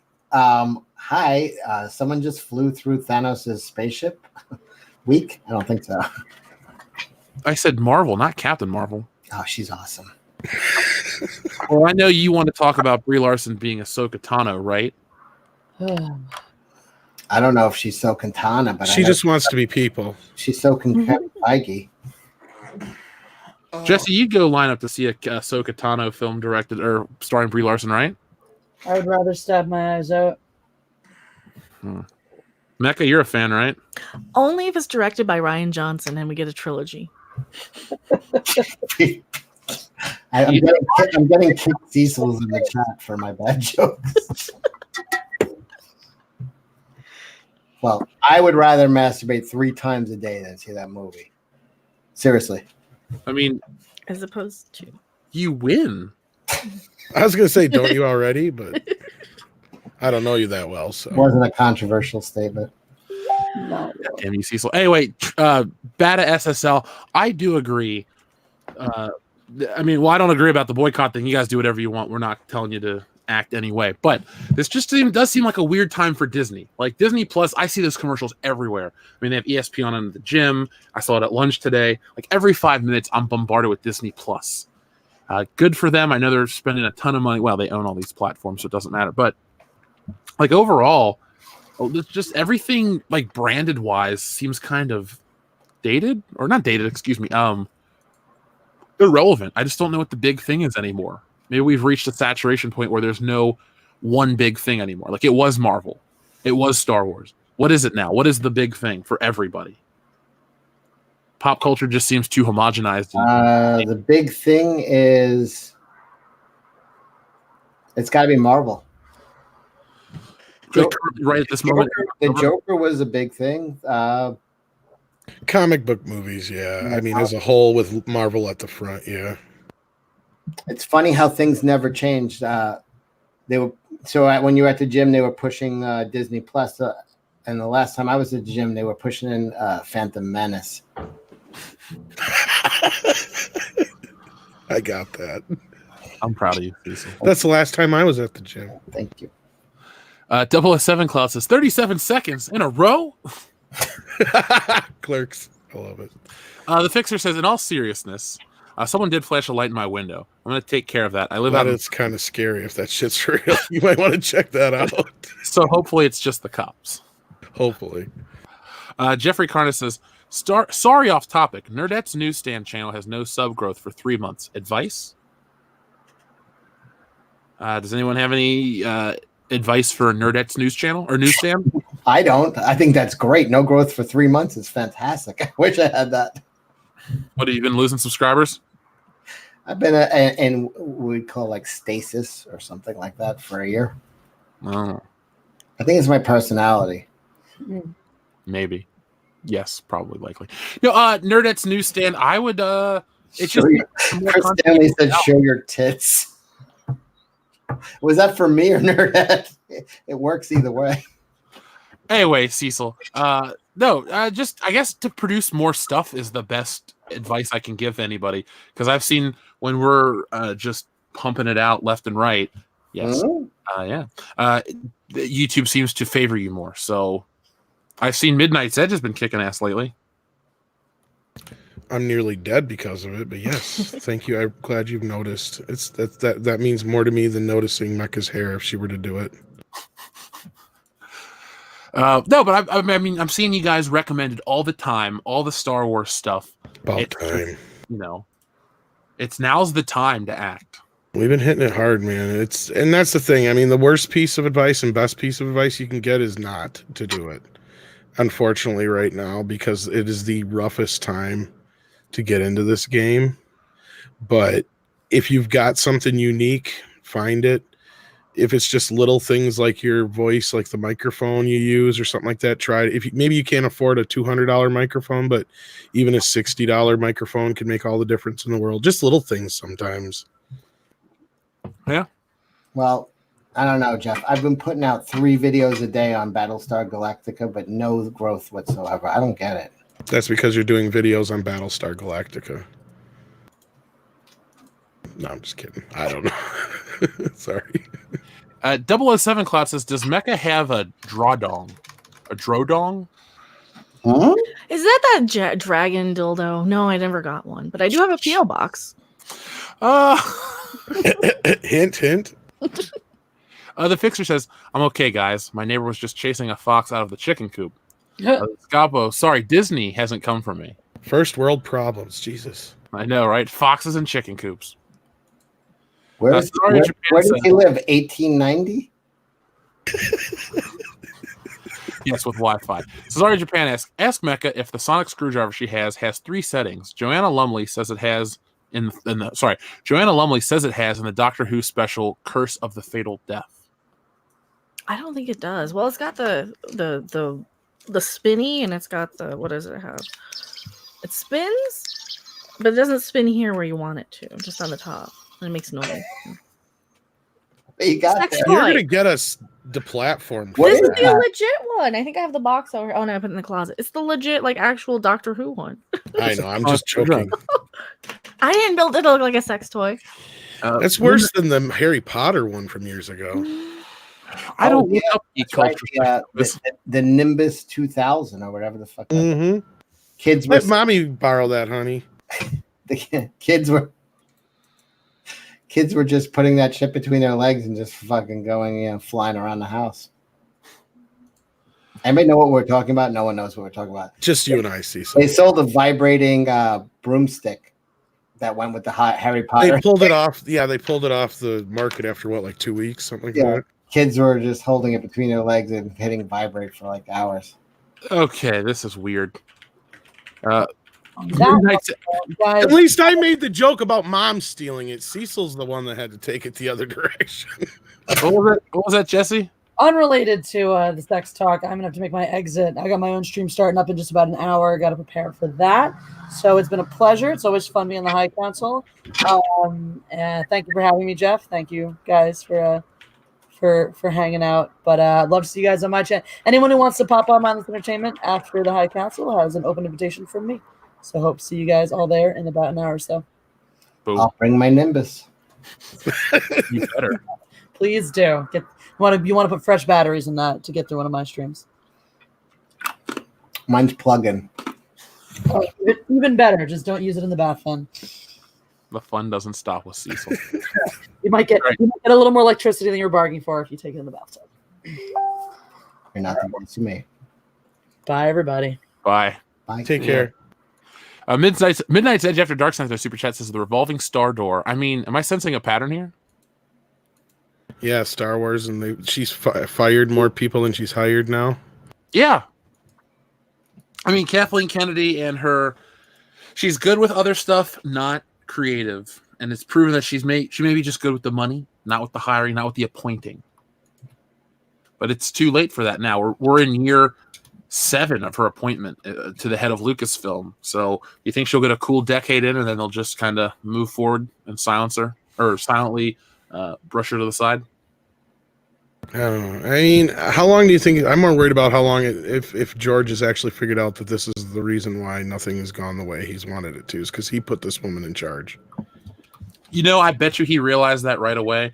I bet you Steven Spielberg pressured him into it. I wouldn't be surprised. Neither would I, because I mean they are friends, and he's really close with her, and so I would venture to guess that. It's not like he had her come back and help him at all. The only time that those two have ever worked together were on the Indiana Jones movies, as far as I remember. Who, Lucas and Spielberg? Lucas and Kennedy. But yeah, pretty much Lucas and Spielberg too. But I mean, that's the thing. Because Like- Kennedy was involved with all sorts of shit that she shouldn't have been, like Back to the Future. Well, that was because Spielberg was a producer, so Yeah. she was his go-between. You know, that's the thing, is she is great at facilitating things, like you said. She's a great, and that's what she did. She got directors and facilitated her directors. Well, that's not how you run a franchise, though.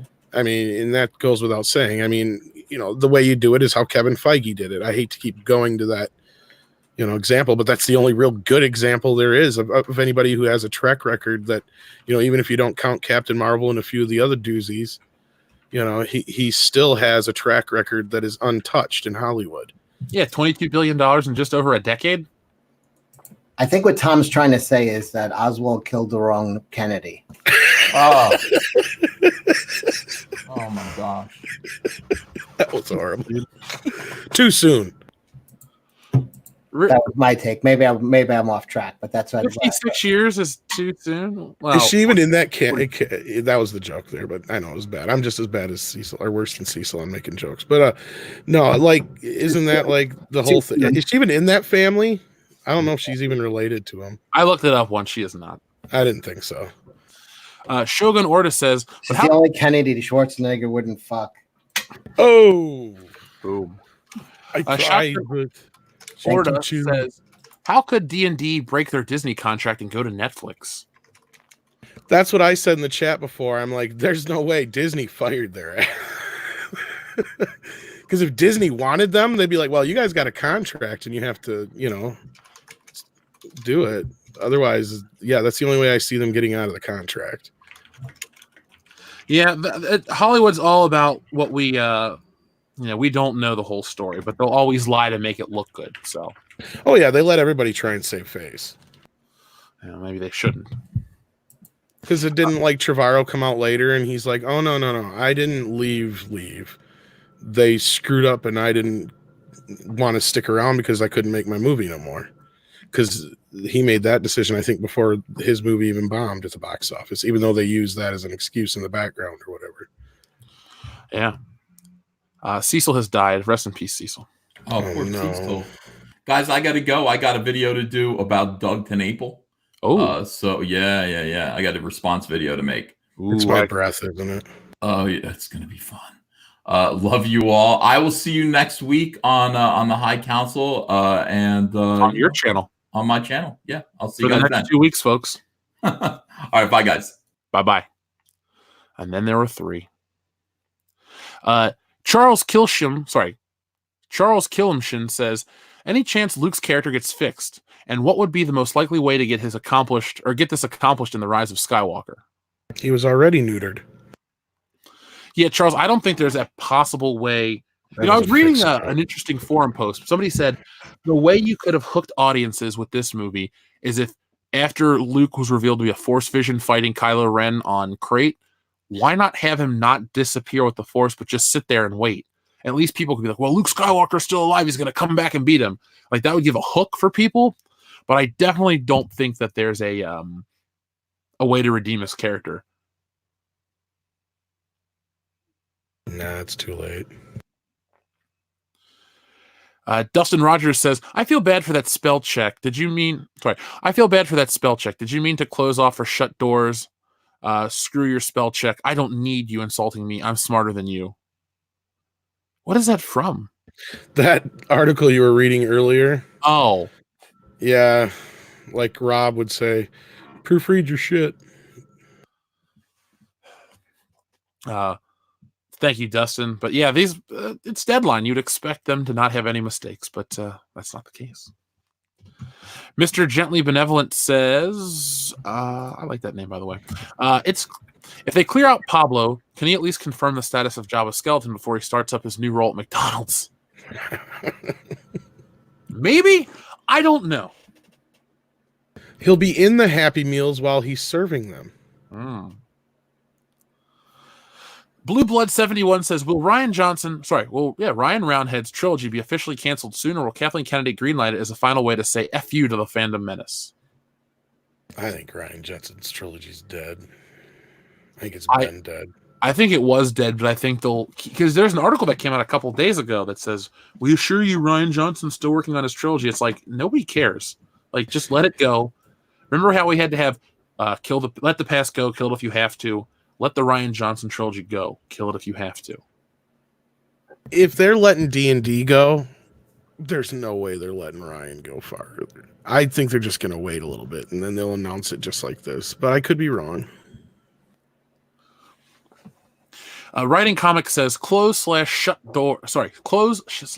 is door inclusive.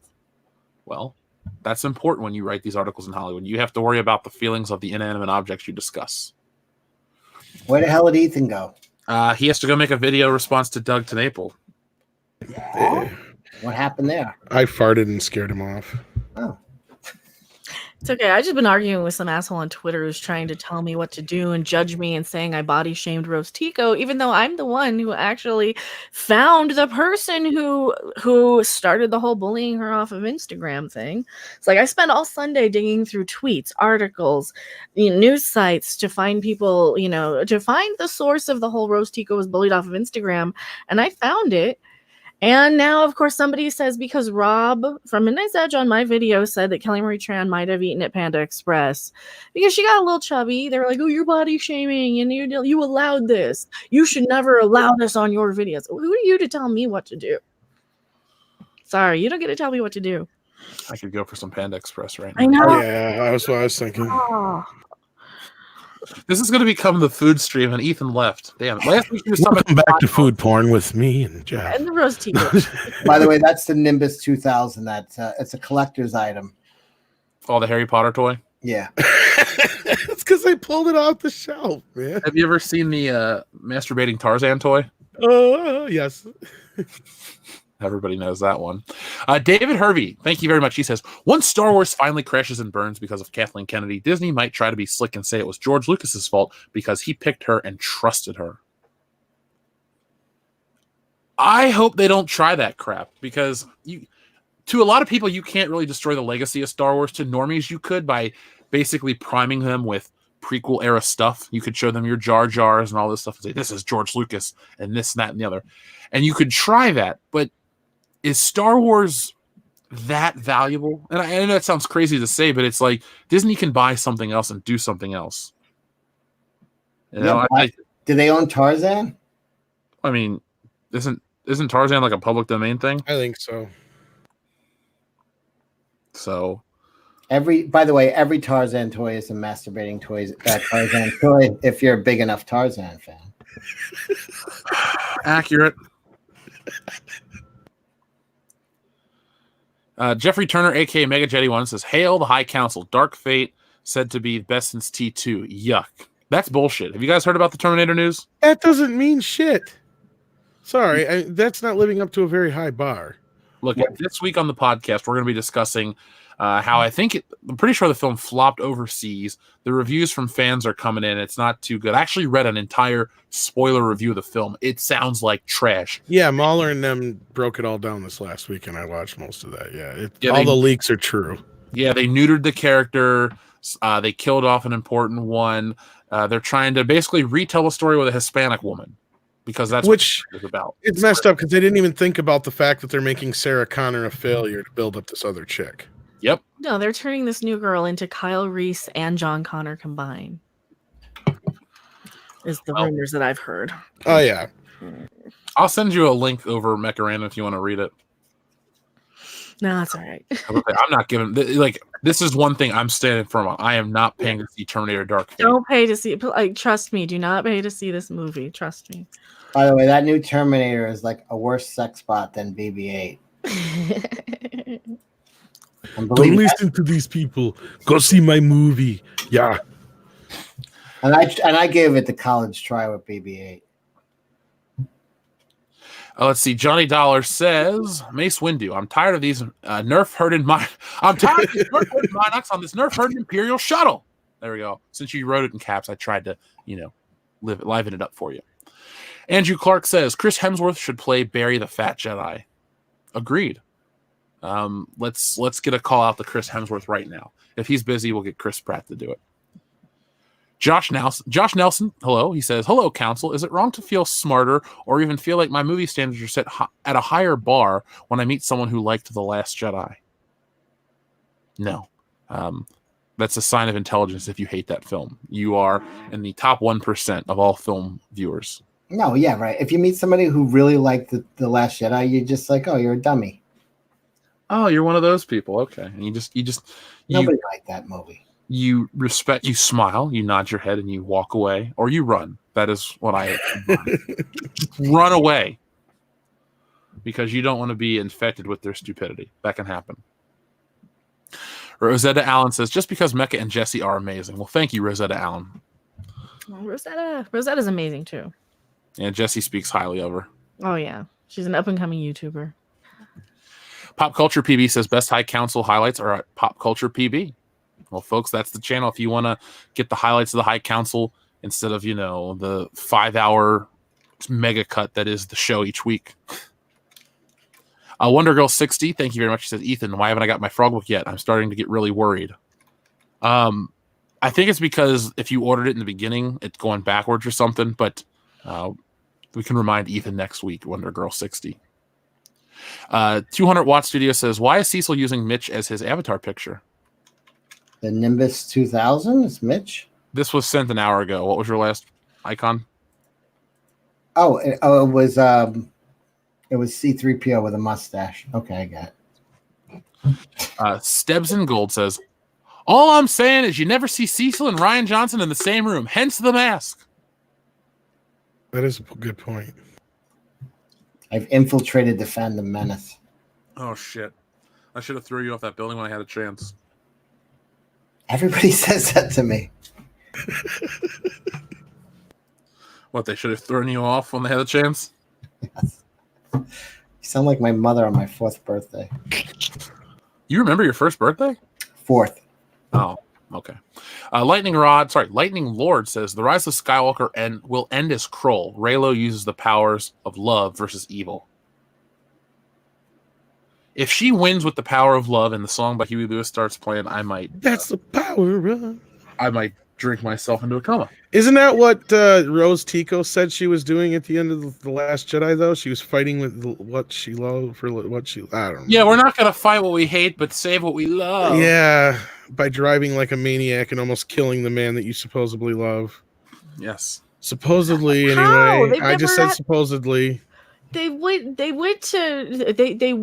to a casino Hey, planet and 3PO is crying because he's missing all his friends. They spent like 20 minutes together at the casino planet. They are fucking. So in this world, if 3PO's worried about losing his friends he spent 10 minutes with. I'm more worried about what happened to all those porgs on the Millennium Falcon. I know you are, but because you're worried about porgs and Ewoks. Mm-hmm.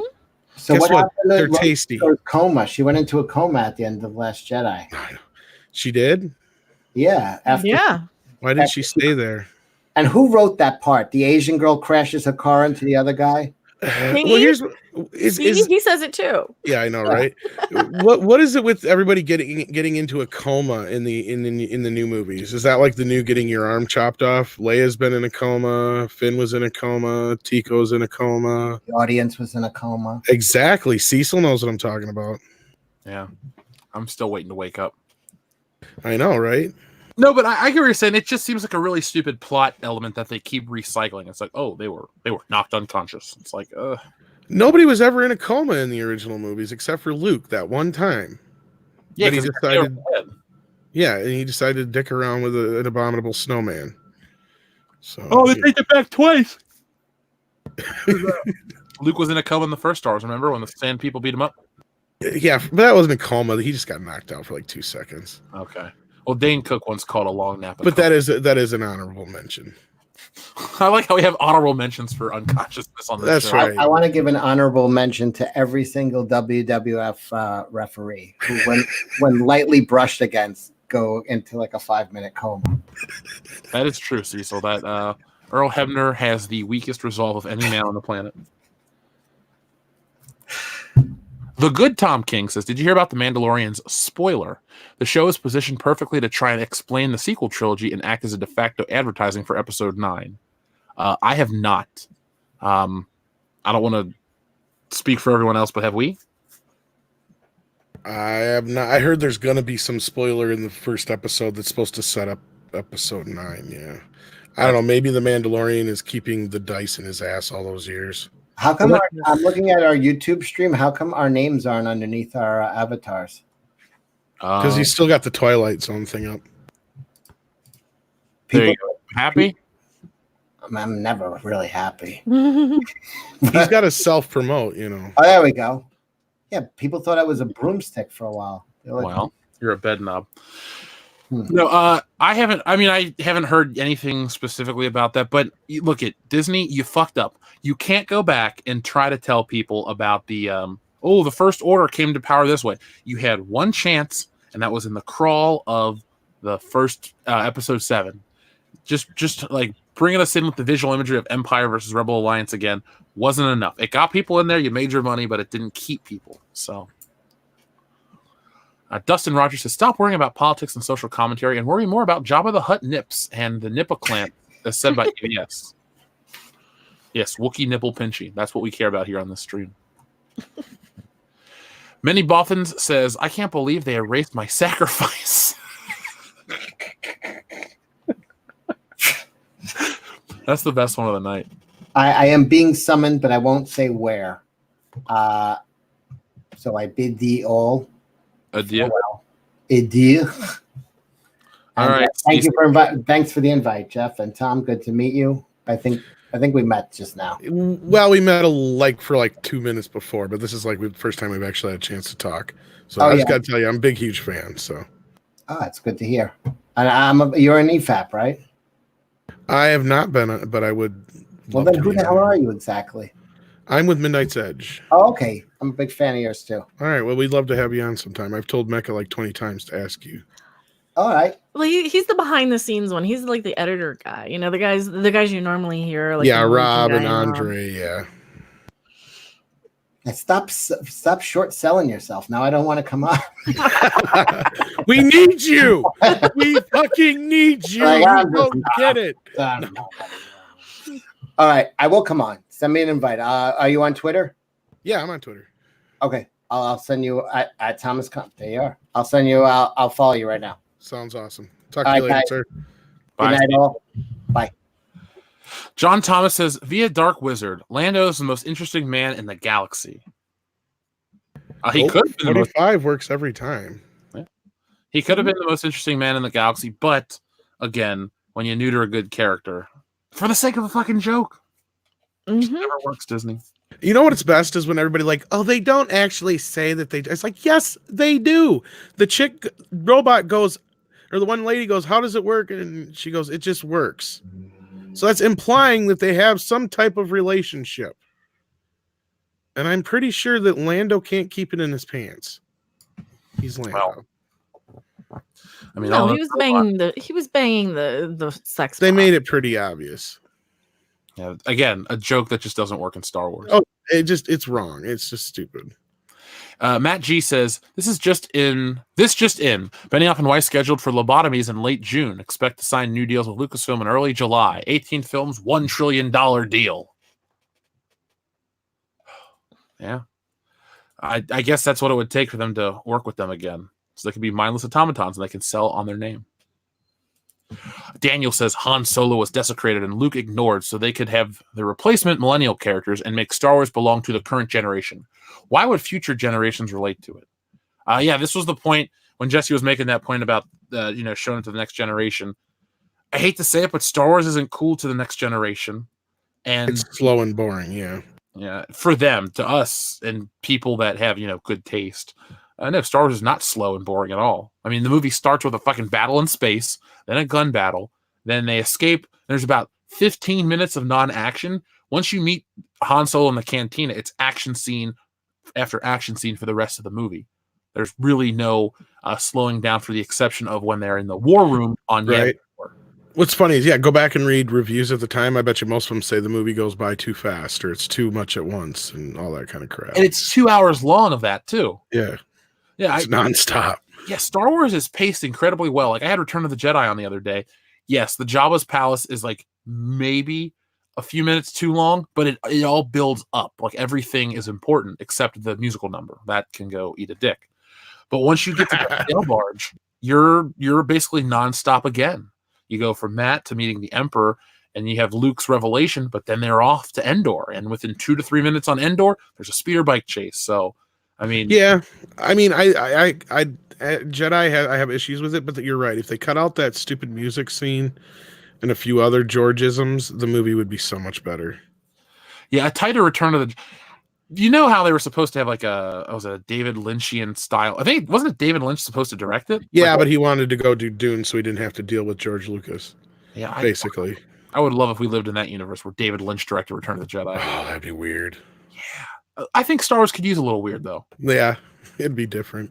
especially back then, because you're coming off Empire, which is the darkest in quotations of the trilogy, and then there are certain parts of Return of the Jedi for me that at least just feel like, we're just trying to rush to the end. Like, there could be Kinda. more story, but we're trying to close it up.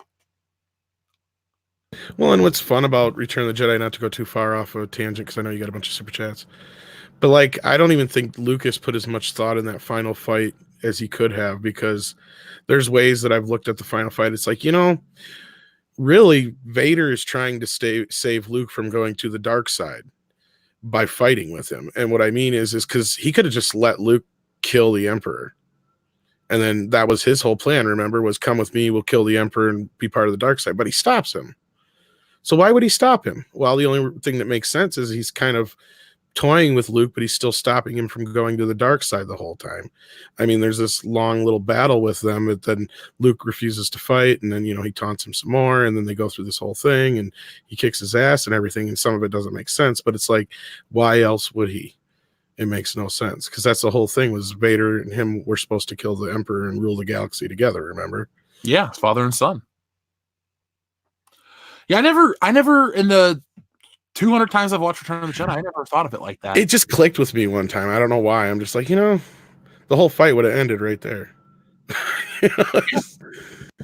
I just always thought that no matter what, Darth Vader was so indoctrinated with his, like, indebted to the Emperor. He was to a point, yes, that's one way to look at it, of course. And as soon as we got to Luke about to be, defeated, Vader's just like, no, and saves the day. And I think that's probably. But the Emperor does say he does sense the conflict in him too, though, earlier on.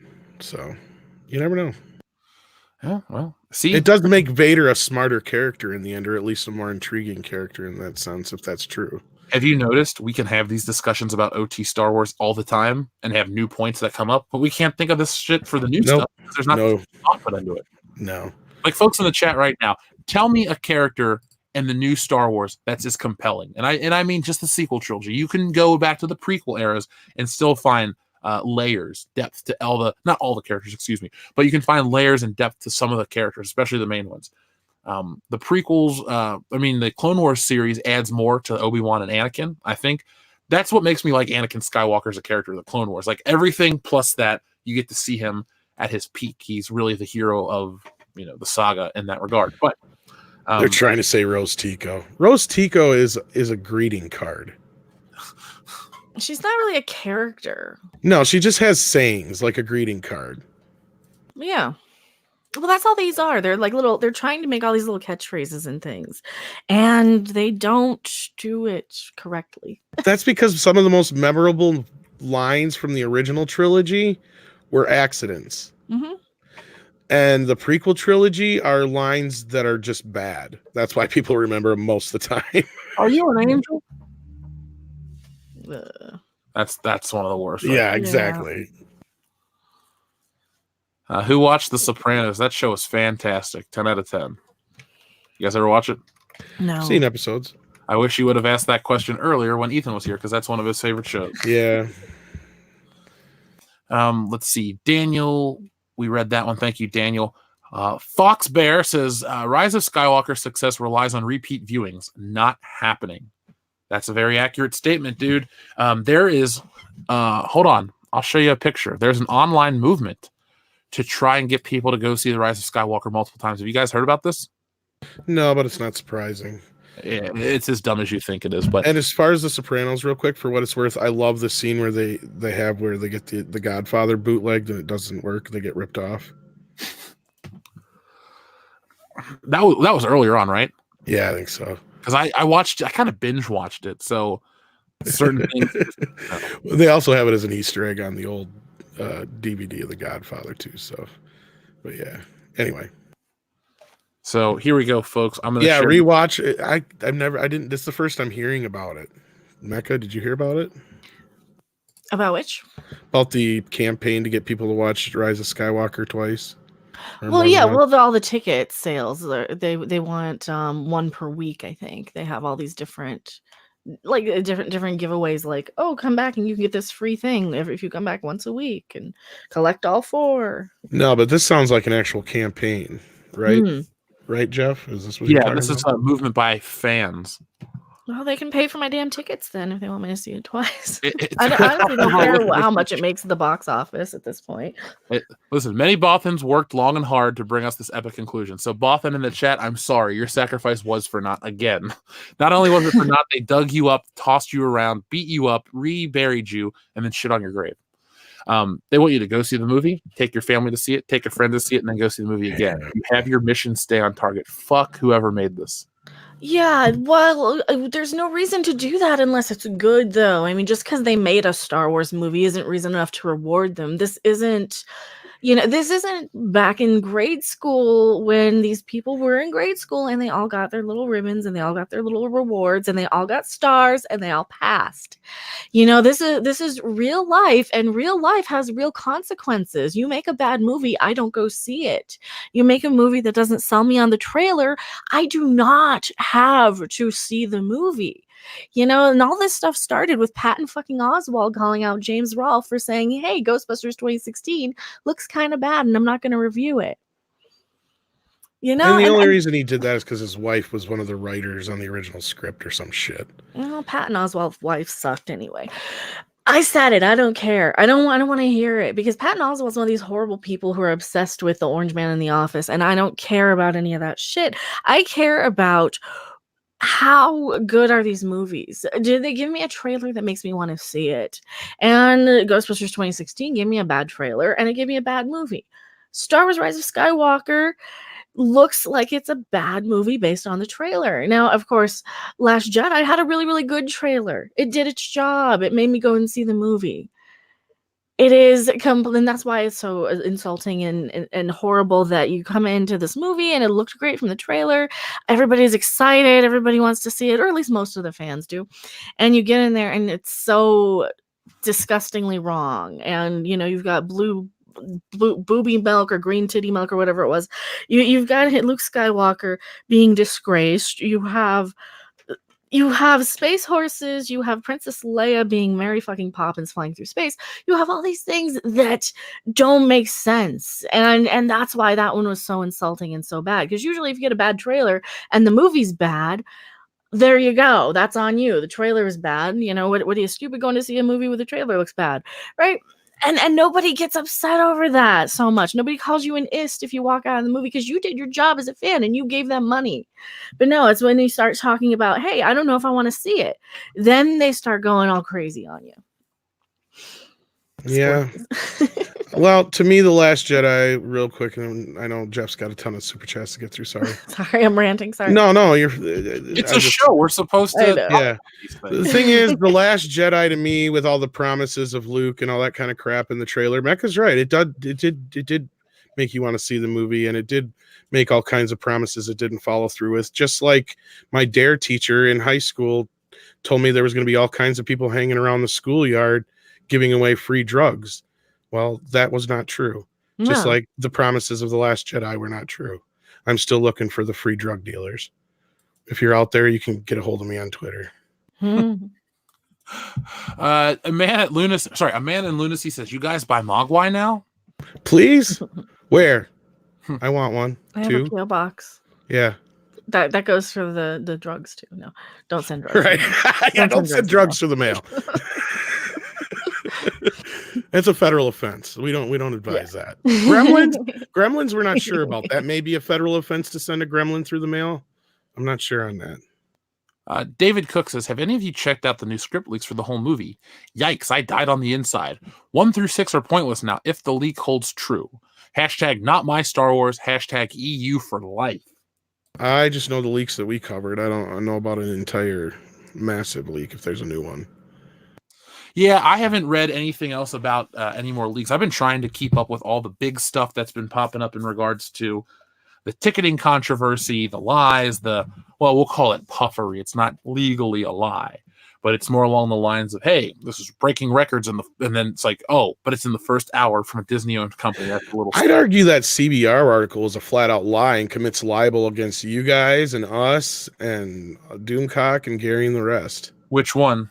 Did you see that one from CBR? Let me see if I can dig that up. Yeah, I don't pay attention to them unless it's like. It's just flat-out bullshit from beginning to end. Mecca, do you have that one handy, or do I have to dig for it? Oh, the CBR one where it said about the boycott that, like, okay, seriously, we haven't had time to have a boycott. The tickets just went on sale, people. Nobody in their right mind is going to organize a boycott of something 2 months before the movie's out. It's just you can't even. We're so important that they constantly talk about us. I know. Well, even like right now, I'm dealing. Yeah, I'm surprised somebody didn't send this to you yet. Let me see if I can find it here. Oh, I get so many of these. It's hard to keep track. Well, this one specifically is aimed at us. This is the one we just talked about the other night. So I know I sent it to Andre. Let me see if I can find it in there. It's CBR. I'll read. Ghost of a Flea says, go ahead. Santa is wearing shoes with the tidy whities in all the pics. Well, you got to wear shoes. Maybe it's cold outside. I swear, if that was what Santa Claus was, a large man in tidy whities bringing gifts, I'd be like, please. Oh, and now CBR says, Rey's a better Jedi than Anakin or Luke. Oh, for fuck's sake. Of course she is. Yeah, because, you're not trained. Thank you. Mm-hmm. You're not trained. Of course she is. She looks like a 13-year-old boy. Boys We're not trained. Girls, that's the problem. We're not trained. Well, because there are no such things as Jedi CBR. I need a new word. What's the new word yet? I haven't got a new word yet. My last word was problematic. I still haven't found a new one. Is that the new one, trained? No, never mind. Maybe. It could be. But yeah, Ethan and his Santa nudes, we'll just call them those. J Pat says, "Oh, Ethan, never change. Hail the High Council. Hail the fandom menace." No, thank you, J Pat. We won't. Here it is. Ethan won't. I just shared it too. Yeah. Jinx. Where are you guys at? You got a screen share. Oh, you want me to just screen share it? All right. Yeah. I can do that. Because I'm going to look at it here on the chat on the show right now. All right.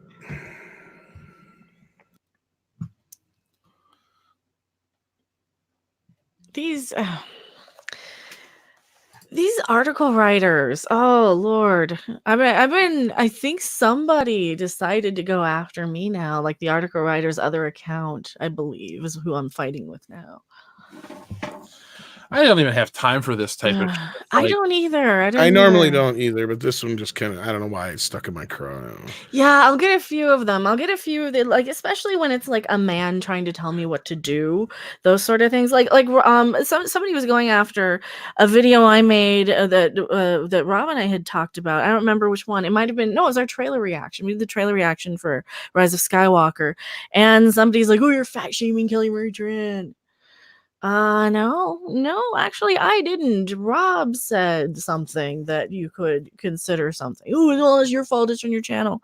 I'm supposed to control what he says? Like, I'm sorry. We don't control each other. We're not like that. I'm sorry, folks. Rob doesn't have a filter.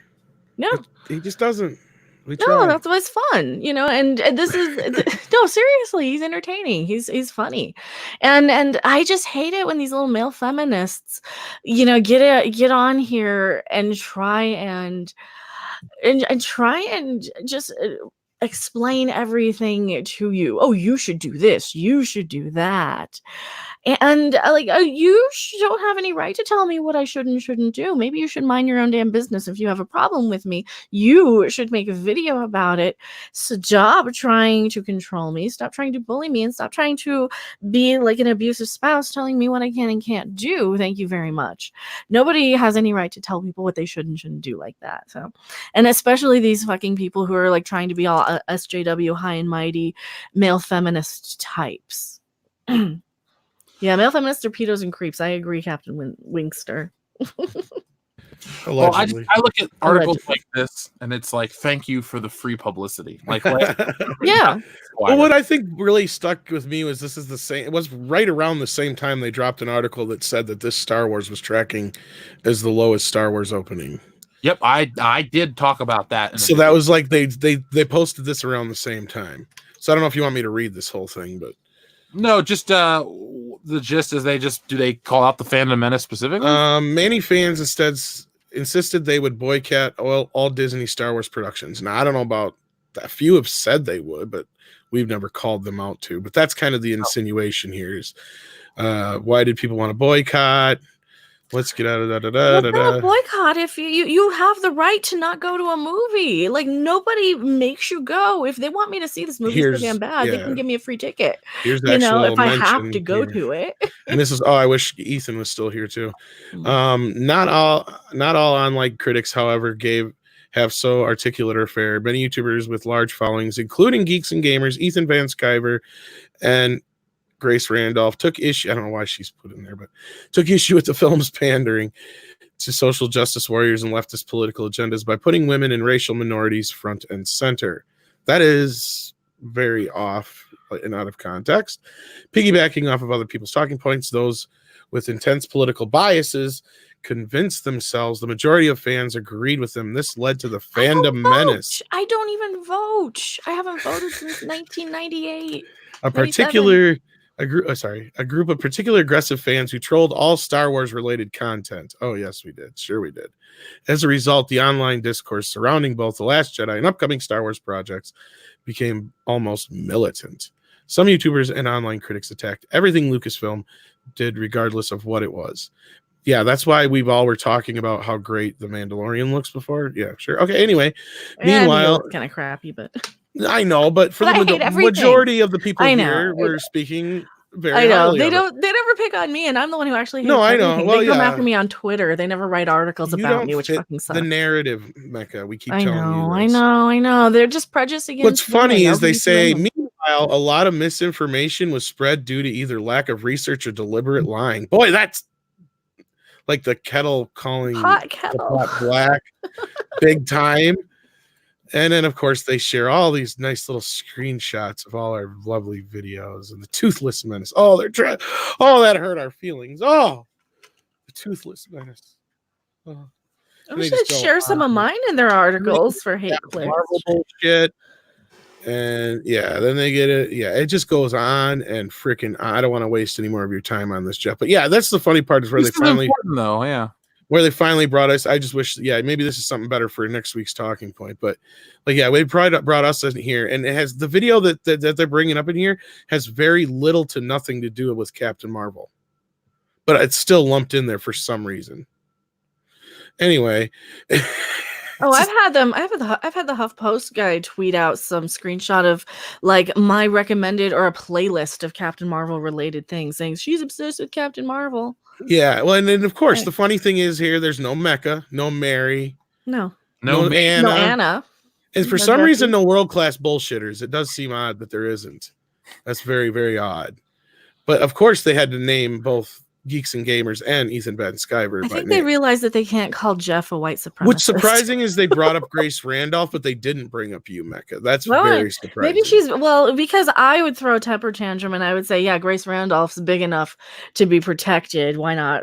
Because that's what I do. That's what I do. I play by their Maybe it's rules. because she's technically a straight white chick. Maybe that's why. No, maybe. But yeah, It's so not- yeah, that's a very interesting article there, Jeff. I don't know if you'll want to tuck that away for some future video. I am going to look at Scott Mendelson's, and that I was going to try to put out a video every single day this week, but I need sleep. I was starting to get like last year around this What's time. that? Yeah, I know Yeah. exactly. Welcome to fourth quarter, where we're busy no matter what job we do. Yeah, I was like, hey, I'd like to sleep. Last year, I had to take a couple of days off from exhaustion. I almost missed Thanksgiving. Is so- that anything like a long nap? Yeah, it's like it's a light coma, if you will. So, A light coma, since we're talking about comas. I had a nap. I took a nap today and I woke up because I was freaking out because I dreamed that Jeremy had texted me about the High Council and put me in a group chat with Nerdrotic and like all you guys. And I'm like, what? Wait, I gotta get up. I gotta get up. I gotta wake up. I can't silver sleep. well, It's weird. It's weird dream. See, you start dreaming about YouTube then. It's like I used to dream about having to go to the department store at like 3 a.m. oh. So yeah, I'm gonna look into this article. There's a lot of stuff to cover. I even have another toy video to make because, like I said last week, they're clearancing Rise of Skywalker shit again. I got more Oh, footage, yeah. of it, so it's nice. How can they clear it before the movie's even out? I don't get that. They did it They for know it won't Ghostbusters sell. 2016. Yes. Yeah, that's I can see. Just saying. Star Wars If you- is still Star Wars, I guess. Yeah, I know. The funny thing is, it's always going to be the argument about people don't buy toys, kids only play video games. But it's like we have statistics that prove the other way. I mean, kids do play with toys still, and adults do too. But either way, let's see. KR Companion says, "What did you think of the cover for Steven's book on the Fandom Menace I made? Curious to know since most of you are on it." The High Council, since most of you on the High Council are featured on it. Well, folks, there is a book. It's about the Fandom Menace. I believe it's volume 1 from a man named Stephen Walton. You guys can check it out. We just had him on last night. Oh, I'll have to check that stream out. That's on the After Dark channel. Yeah, it's Okay. in the playlist. We unlist all the longer videos. You have to on YouTube. But no, I saw the cover the other day, Knight Rider Companion. I thought it was awesome. To be featured on the cover of a book was pretty damn cool to me. So I'm going to get a copy of that. I'm going to get a copy for all the guys on the podcast. That'll be my contribution to the Fandom Menace book.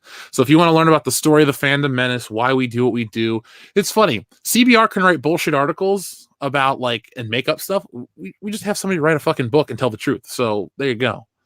So Knight Rider Companion, I thought your cover was excellent. I even saw how you made it on social media. So folks, check that out if you want to get more of the Fandom Menace. And we have some more big announcements coming up soon. So just keep watching because we keep growing all the time. So I want to take the time to say thank you. Cesario Japan says, so I found cringe. Star Wars Age of Rebellion Special Number 1, April 2019. Biggs and Porkins go to a vacation planet. On one panel from it, OMG, shudder. Have you guys heard about this comic? Mm-mm. Well, I actually have an image from it. So Heard about it, but that's about it. Yeah, it's embarrassing. Who wants to see Biggs later in a Speedo? Nobody. Oh, that was real. I thought that was an effing joke. No, that's a comic book, dude. This is what Marvel. For F's sakes. Look at this. Is it right here? This comes from IRIF or IRIF, the vacation planet, and they got Porkins looking like Haley Joel Osment, and there's Oh, Yeah, actually, I that. did see this. I thought this was a joke. I really thought somebody made this as Yeah, I a joke. didn't think it didn't was know this real. was real. yes. Oh wow. This comic doesn't make my head hurt, Mongo. It makes my heart hurt that this is real Star Wars. Wow. Yeah. Cesario Japan, I didn't want to have to show this, but you reminded me. Somebody sent me a picture of it, and I was like, I guess I should talk about this on the High Council. This is what we. When you need Cecil most, he's gone. I know, right? Balmy Jungle says, hey, High Council. I'm a guy who drew EVS and Jeremy flipping off Freddie Prinze Jr. Check out my game, Political Quest, on Kickstarter. You can punch out SJWs in it and bitch about Star Wars. Okay. Well, folks, that is Political Quest on Kickstarter. That comes from Balmy Jungles. I'll have to check it out, man. We can maybe I'll get a copy and play it on the channel. I've always wanted to do something like that. What do you guys think? I wish I had time to play games. I wish I had time to sleep. No, Yeah, that too. Sleeping, playing video games would be great. oh, I want to video- get Luigi's Mansion. I got the you're a fat ass and get off your fat ass and do something fat ass game, the one where you do the ring. So I've been playing this one, and sometimes I do this on streams too. So I've been playing my lose my fat ass game. Oh, that's what that's for? I thought that was something sexual. No, it's the ring fit adventure video. It's an actual I'm video kidding. game. I'm kidding. So I did get this one finally. So yes, it's kind of interesting, and you can pull it and yeah, and use it as a shot collar. I don't know. folks, I'm sorry. You have to stare more at this odd Star Wars comic. Lost It Jedi. is like a Thigh Master, yes. All right, Suzanne Summers. No, you can. There's one of the games is you use it as a Thigh Master. Lost Jedi 22 says Favreau is not the unproven guy directing the first MCU movie anymore. Iron Man is not an indicator of his future projects. Read his Twitter.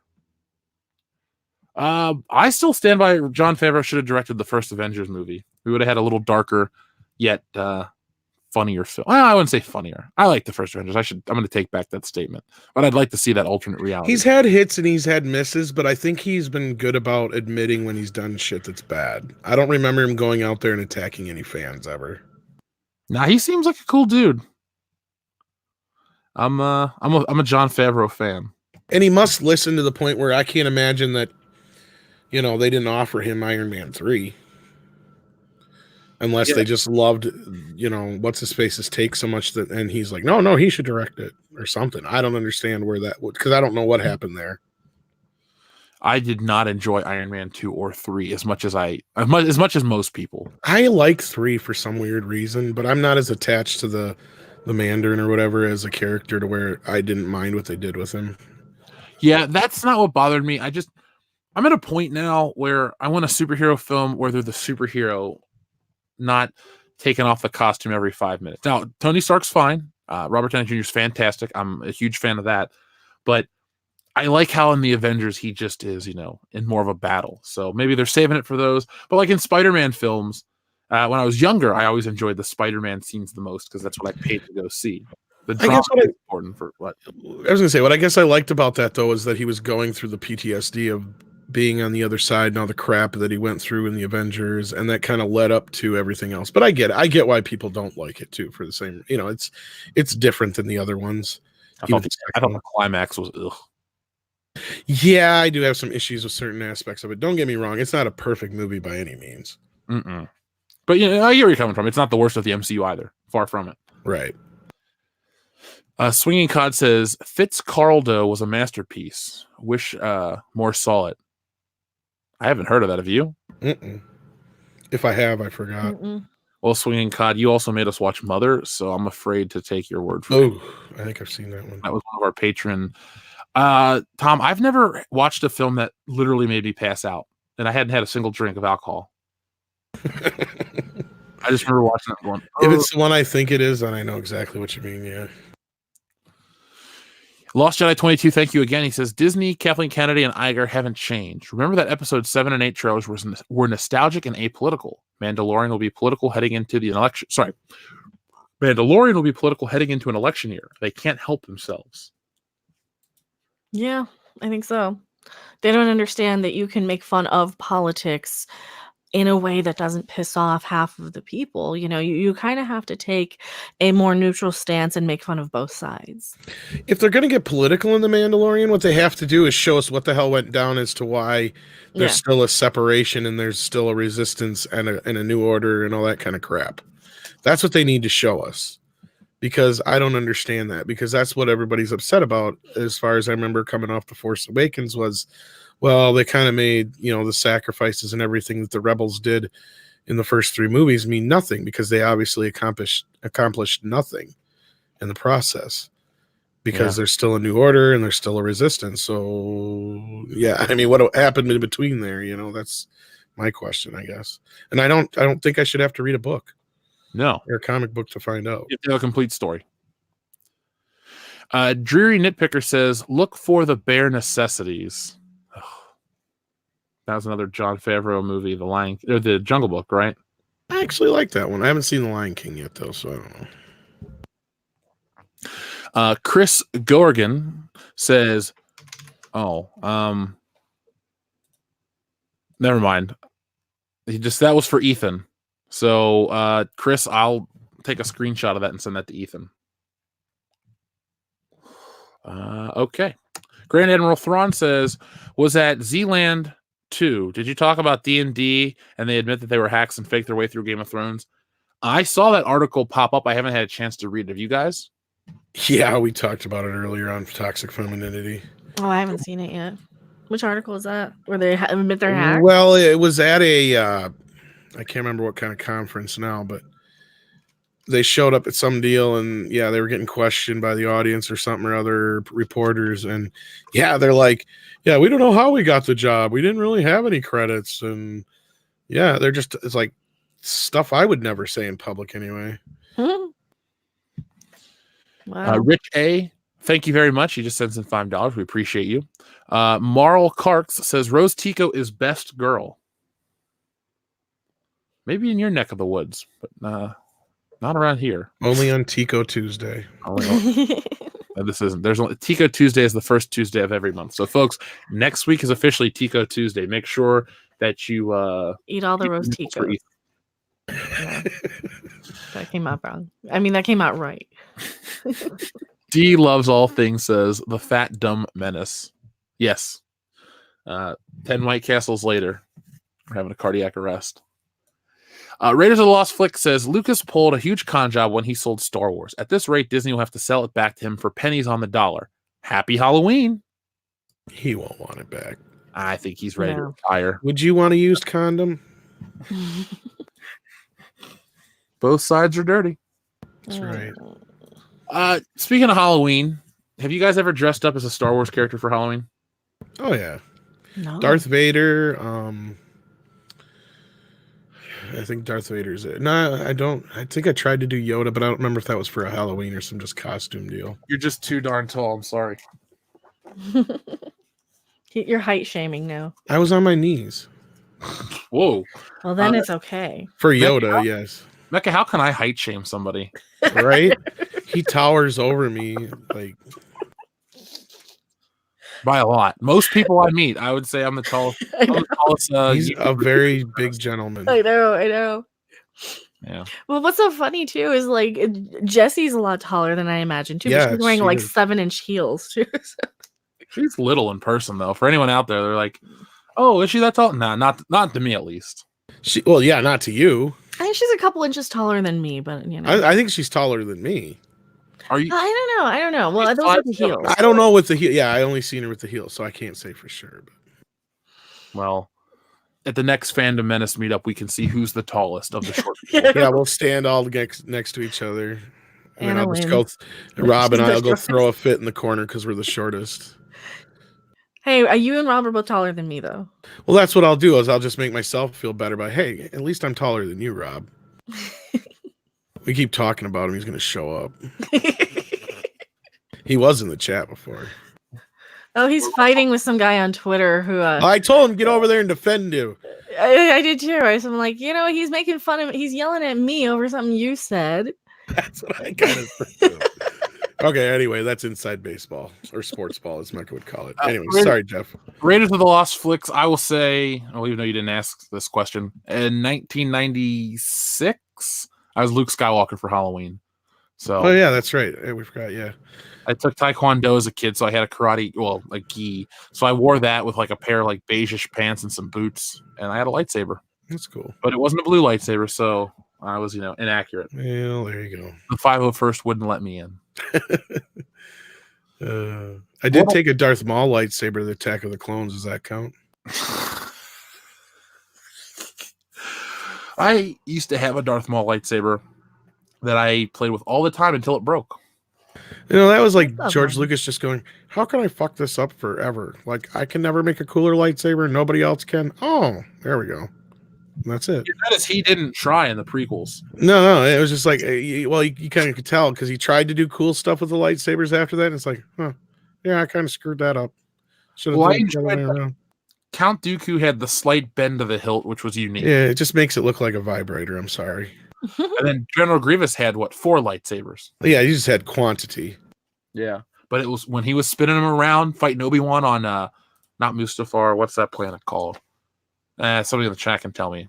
The one with the many layers. That was one of the coolest parts of that movie.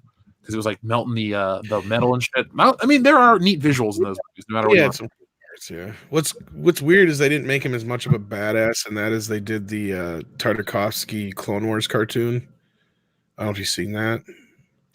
I have. I've watched every episode multiple times. Oh, he's a badass in that. Like when he kills all those Jedi in that one scene. There we go. Utapau, the Wedge Knight got it. Oh, yep. Thank you. He was the first one. Nope, sorry. Well, he got it, and so did Deep Eyes. So shout out to both of those listeners. They said it within seconds of each other.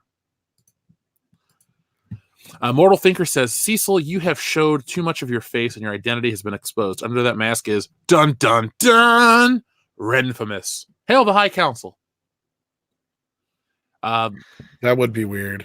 That would be weird. I don't know if I'm comfortable with that. I'm uncomfortable thinking about it. Jason Voorhees says, bring back the crawl in the 20th Century Fox opener. James, not Jason. Whew, wrong name.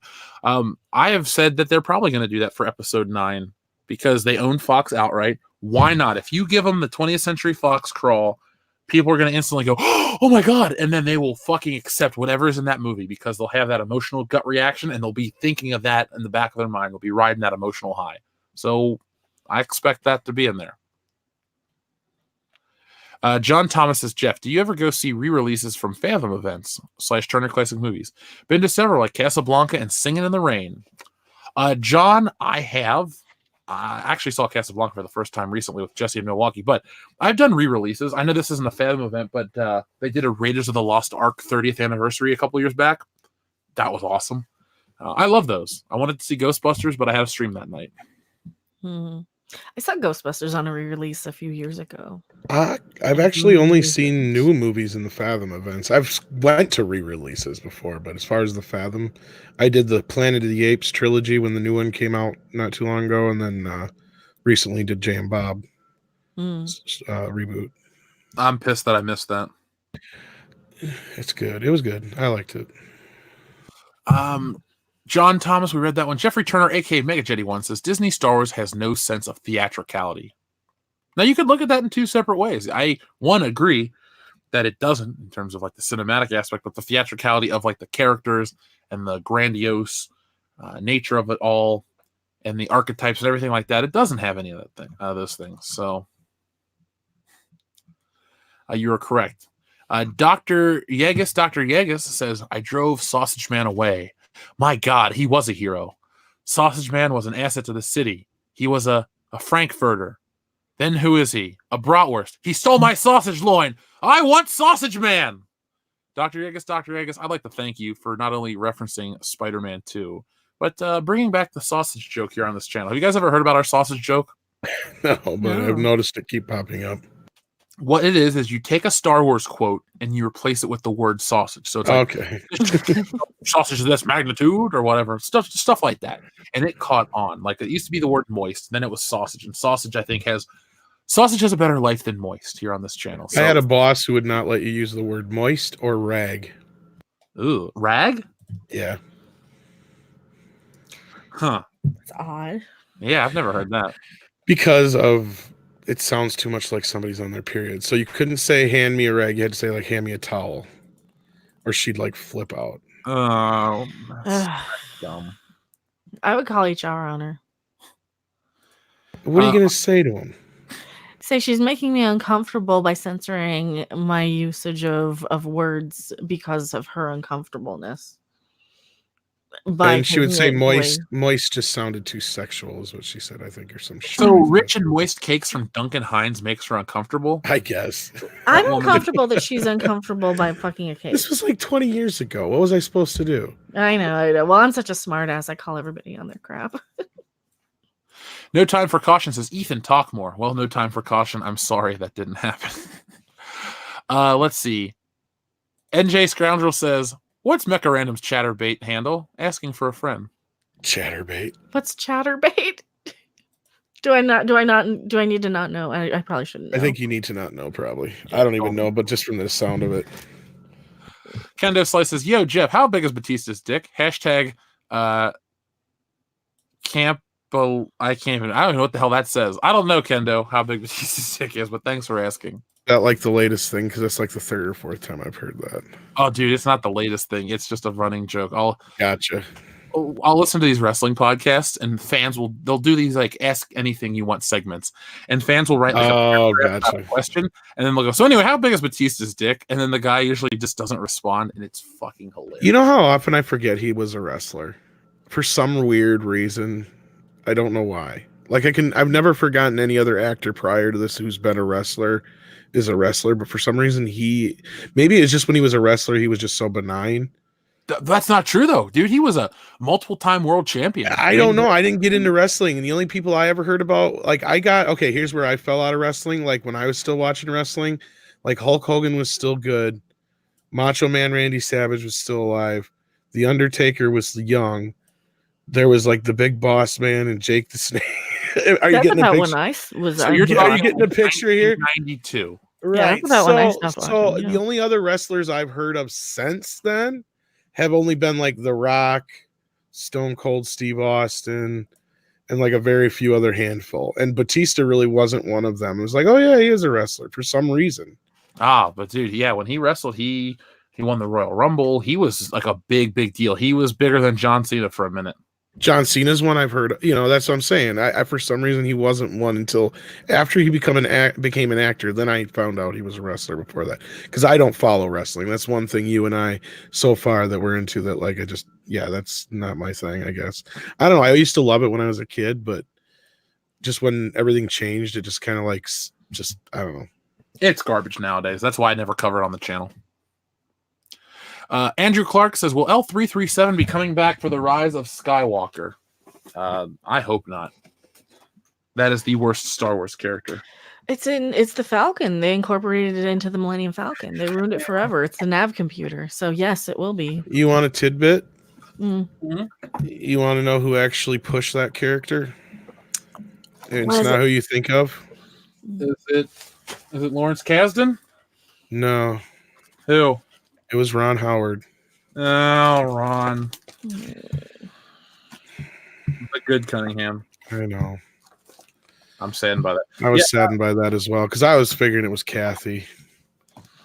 Well, I mean, we can blame her for everything but L337. I guess. Fair enough. But yeah, I guess that was a big part of the reshoots, and he really encouraged it.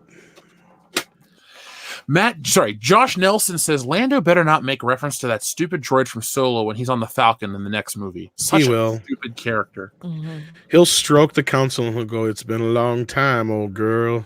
Yeah, Mhm. you joke. I could imagine him like doing that. I'm not joking. He's As gonna sad stick his as dick it in the is. tailpipe. That would be, just like a banana in the tailpipe. No, his dick. It'll be his dick. Oh man, you don't do that. That's nasty. But they made it work. They found a way, or whatever the quote was. Oh, gag me. I know, right? Matt G has an interesting question, and I have an answer. He says or asks, "What is the best trailer of all time?" I'd say Independence Day. Tom, what do you think the best movie trailer? That's your answer? No, his answer is Independence Day. Oh. I'll give you my answer after you guys go. Mecca, do you have a great trailer you love? Oh. The Star Wars re-release trailer, I remember, was a big deal. Like, I remember everybody freaking out because a lot of us didn't know that was happening until that trailer, that first trailer. All the special editions. I mean, some of us kind of had an idea of something was going down, but we had no idea they were coming back out in theaters and stuff. I don't think, at least a lot of us at that time. So that sticks out to me is just because of the way the trailer was like, for an entire generation, Star Wars has only been able to be seen. I mean, all these years later, I remember the trailer. You know, that's how memorable it was. And other than that, Phantom Menace was another one that was up there too. Like just the pure like, oh my god, this is actually happening kind of thing about it. I don't know, Mecca. Oh, I'm trying to think of which trailers I've seen a lot. No, I'd really have to think on that. I don't know. I don't remember which ones I've Otherwise, the seen. best trailers to me are ones that have nothing to do with the movie. Yeah. Like Deadpool had a perfect campaign, and a lot of those had nothing to do with the movie. I love like watching old movies and they have old trailers on a DVD, and you'll have some deal where it's some actor or character from the movie and they're talking and it has nothing to do with the movie. Those kind of things I love. I don't know. Hmm. See, now I can't even think of any movie trailers I've seen that I can even remember. That's sad. The other one's a Back to the Future teaser. Well, those And I hope that's good. not the one that Jeff was going to say. Oh no, the one I'm Okay. going to say. If you listen to the show, like the podcast World Class Bullshitters, you've heard me mention it. I stand by it. The best trailer ever is the first GoldenEye trailer. Oh, okay. When it goes, it's a new world and new villains and stuff, but it's nice to know there's one number you can count on. And Pierce Brosnan walks out and shoots the letters into the 007 thing, and he breaks the fourth wall and says you're expecting someone else. And then it's just a sizzle reel for the movie with one of the coolest renditions of the James Bond theme ever. And for those out there that are wondering what the theme is, if you played the game GoldenEye, the music from The Watch is what it is. So essentially it's that. But to me, that's the best trailer because that sets up James Bond for the entire next generation. And that's one of the earliest memories I have as a kid watching something on TV. Bond Noise did have good trailers, like always, it seemed like. Well, at least they always had the catchy, title thing with, That's true.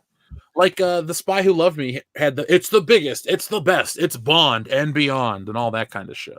Like, I mean, I've never really seen a lot of them, but I can, I remember seeing a lot of the trailers. But Independence Day, yeah, those guys were good at doing trailers because Godzilla had a hell of a campaign too. Oh yeah, I like the remember that. Godzilla trailers, but Not the newest one, but I'm talking about the Any of 99, them. yeah, All of or them. 98 or whatever. yeah. And then somebody asked what the Beverly Hills Cop trailer's like. The Beverly Hills Cop trailer sucks because it's just like every other 80s trailer. Yeah. For as much as I Yeah. love Beverly Hills Cop, the thing is, folks, the Axel F music is never used in any of the fucking promotions or anything. They always used either the Neutron Dance or the Heat Is On or just other shit, but it was never marketed where like that music would start playing and clips would play. So. I don't think they even had it yet at that point. That's part of the problem. And what I mean by 80s trailers sucked for the most part. Yeah. Not all of them, but The a lot of movies them. are great. Yeah. For some reason, most of the time they were just clips from the movie and they wouldn't have any real like flow to them. Like that Back to the Future trailer I mentioned, the reason that one's memorable is because all it is like you see Marty McFly walking up from various shots here and there. You don't see his face right away. And then they say, "Where are you going?" And he's like, "Oh, about 30 years." And he drops the glasses. And yeah, because it's like nothing that's in the movie. And that's what made me think about I like those ones that are like nothing that's in the movie, kind of thing. Those are fun. I enjoyed the Batman trailer, the one that everybody paid to see. Yeah, that one's good, but that one had a lot of 80s tinge to it where it's just a lot of clips and no real No idea. music whatsoever. Well, Yeah. because they were, it was like a last minute thing. Well, yeah, but that's still the same kind of thing they used to do. Like, look at the Gremlins trailer. It's just a bunch of clips from the movie. Same thing with Beverly Hills Cop and some of the other ones. They very well. Poltergeist, like it was also like that, but you kind of needed it for some of the horror trailers, right? Alien had a very memorable trailer for that time Yeah. period. Like that's one, and I somebody just brought it up in the chat. Because that one was a little different, but that was one where they played with the title again a lot like the Bond ones did. Ones where they had fun like that with the trailers, those are always good, I mean, otherwise, usually teaser trailers are always the most memorable ones, it seems like. It seems like I remember watching Ghostbusters 2's trailer a lot, and Revenge of the Nerds 2. Nerds 2 had a cool trailer. Yeah. Ghostbusters good. 2 was kind of Was it? It was just kind of like 5 years ago. Mm. The entire city was taken down by it's kind of really whatever. And you Yeah. see what's her face walk up to the. I have watched too many trailers. I'll shut up. Yeah, well, fuck, I can't even remember any of them. So The first Spider-Man trailer was damn cool. The one that was banished for a while. Yes, Yeah, the one with the Twin Towers. Yeah, take the ultimate spin because it was a little story. And I just remember seeing that first image of Spider-Man. I was like, "Oh my god, it's real." I know, right? Well, thankfully that movie delivered, at least for me. I was I loved it. And I mean, the effects don't hold up as well now, but at that time, there was some effects in that movie that I was just like, holy shit. And I didn't even know they were CGI. And I have a very keen eye for the Uncanny Valley, but there's like 2 or 3 shots that, I mean, a couple of them I know are CGI, but they're really good. And then there's one shot near the end where he's getting the pumpkin bombs thrown at him and he spins around. That shot CGI, and I didn't know it. Oh, in the fire? Yeah. Yeah. I didn't realize it was CGI until I bought the deluxe box set as a kid, and it had like a little frame, like a film reel still. Yeah. It's like, this is whatever from the whoever did it, Sony Digital Pictures. Oh, Like I read it. I didn't know it from the movie, but I seen it in some making of where it was showing like comparisons and stuff. I'm like, that was CGI. Why? But it looked good, I guess.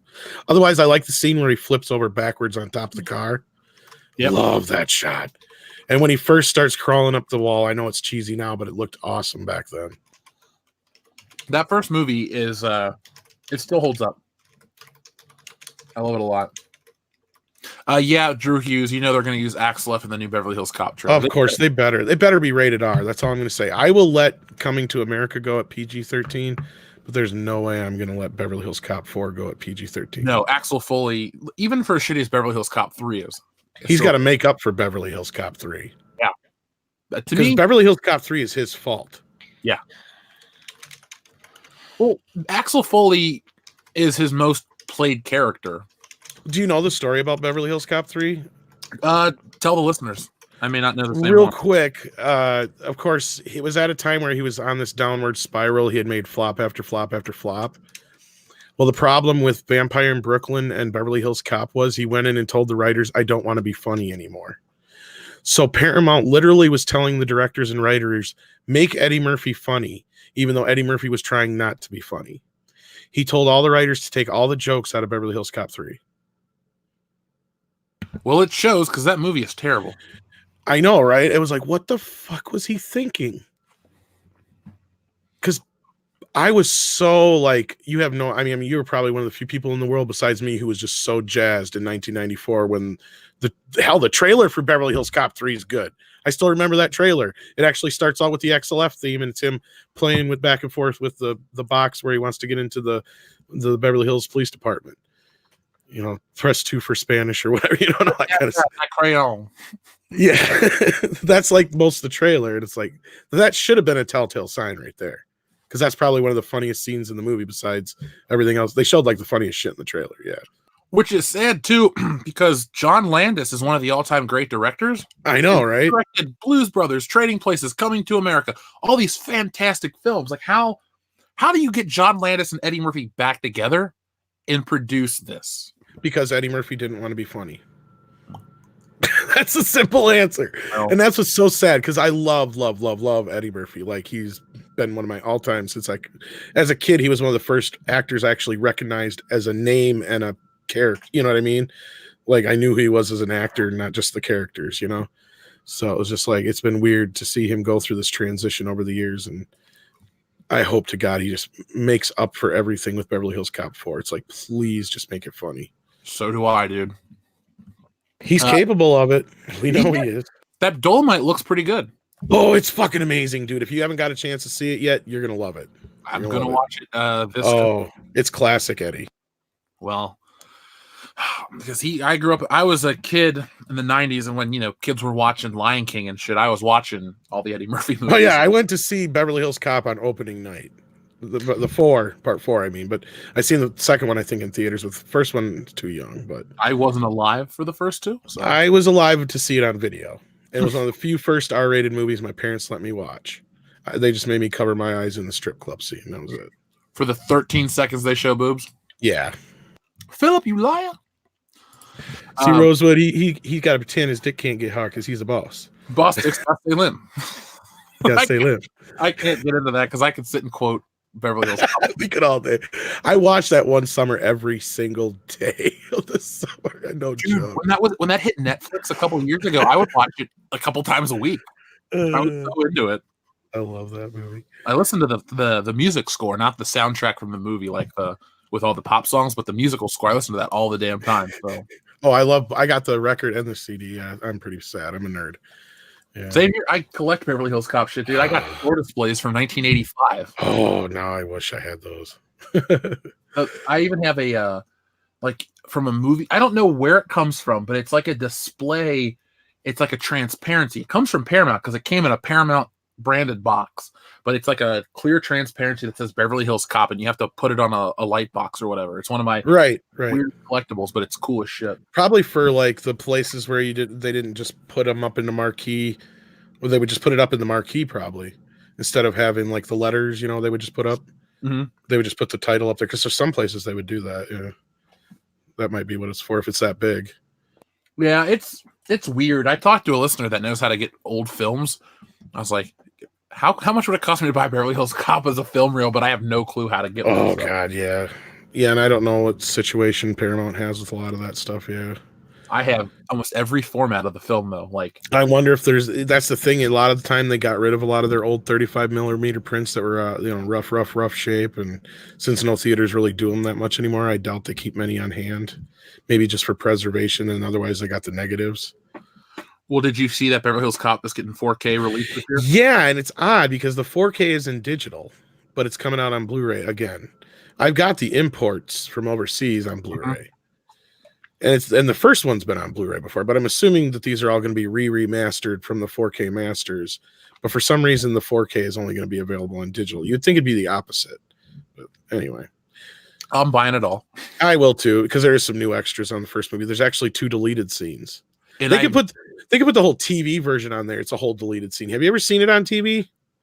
No. Oh, yeah, I've seen Beverly Hills Cop on TV. Just about every damn scene is an alternate take because they had so many swear words that they knew they were like every scene almost is an alternate version. Like even the strip club, the girls have the bikini tops on. I want to see the deleted scene of him doing the fight scene. Because if you look at the lobby card or the back of the laser disc, there's a shot of him kicking the guard at Victor Maitland's house. Okay, I kind of remember. I think I know what you're talking about. I've never had the laser disc, but I think I remember I've seen that somewhere. Yeah, I've seen the image like probably 50 times. times. Yeah. I almost bought a lobby card with it on there. I was just like, oh. God, I'm sure there's a couple more than just 2. That's the sad part, but yeah, I would pay.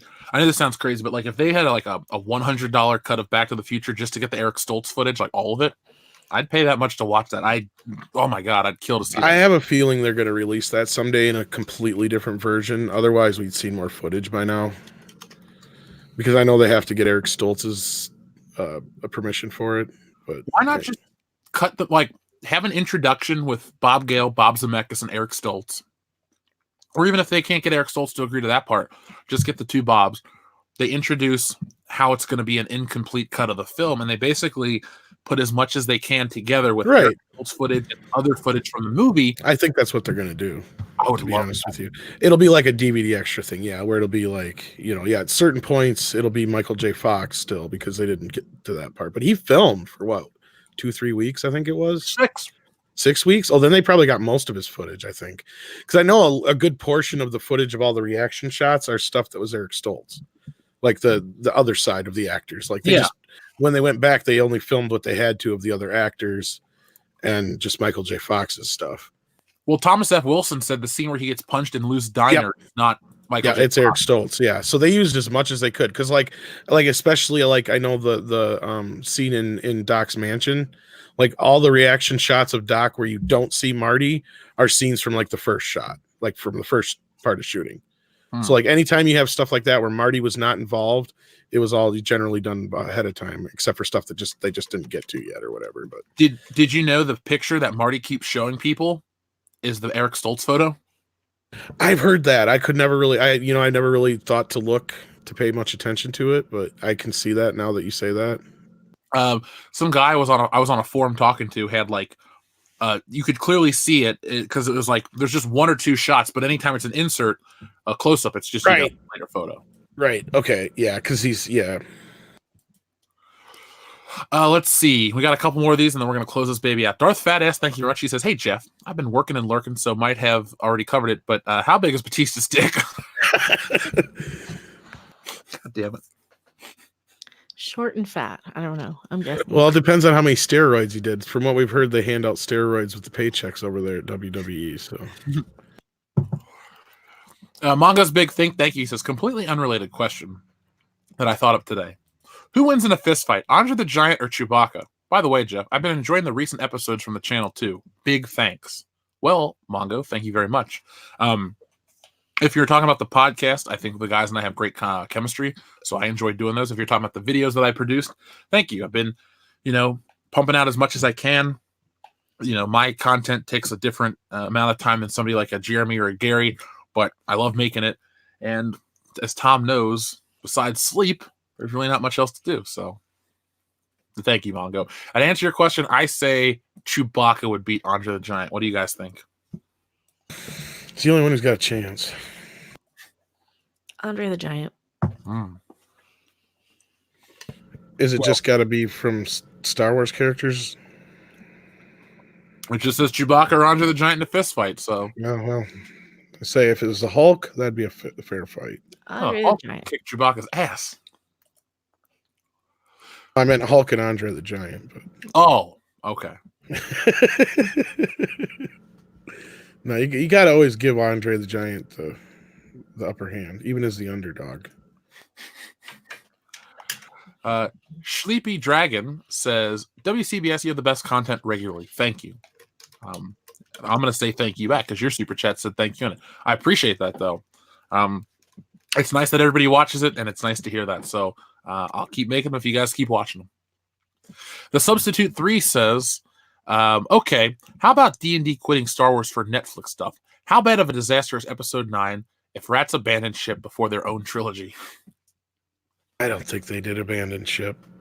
You think they got fired straight up? I do. I think they got fired. Did you see that we got this covered article yet? Mm-mm.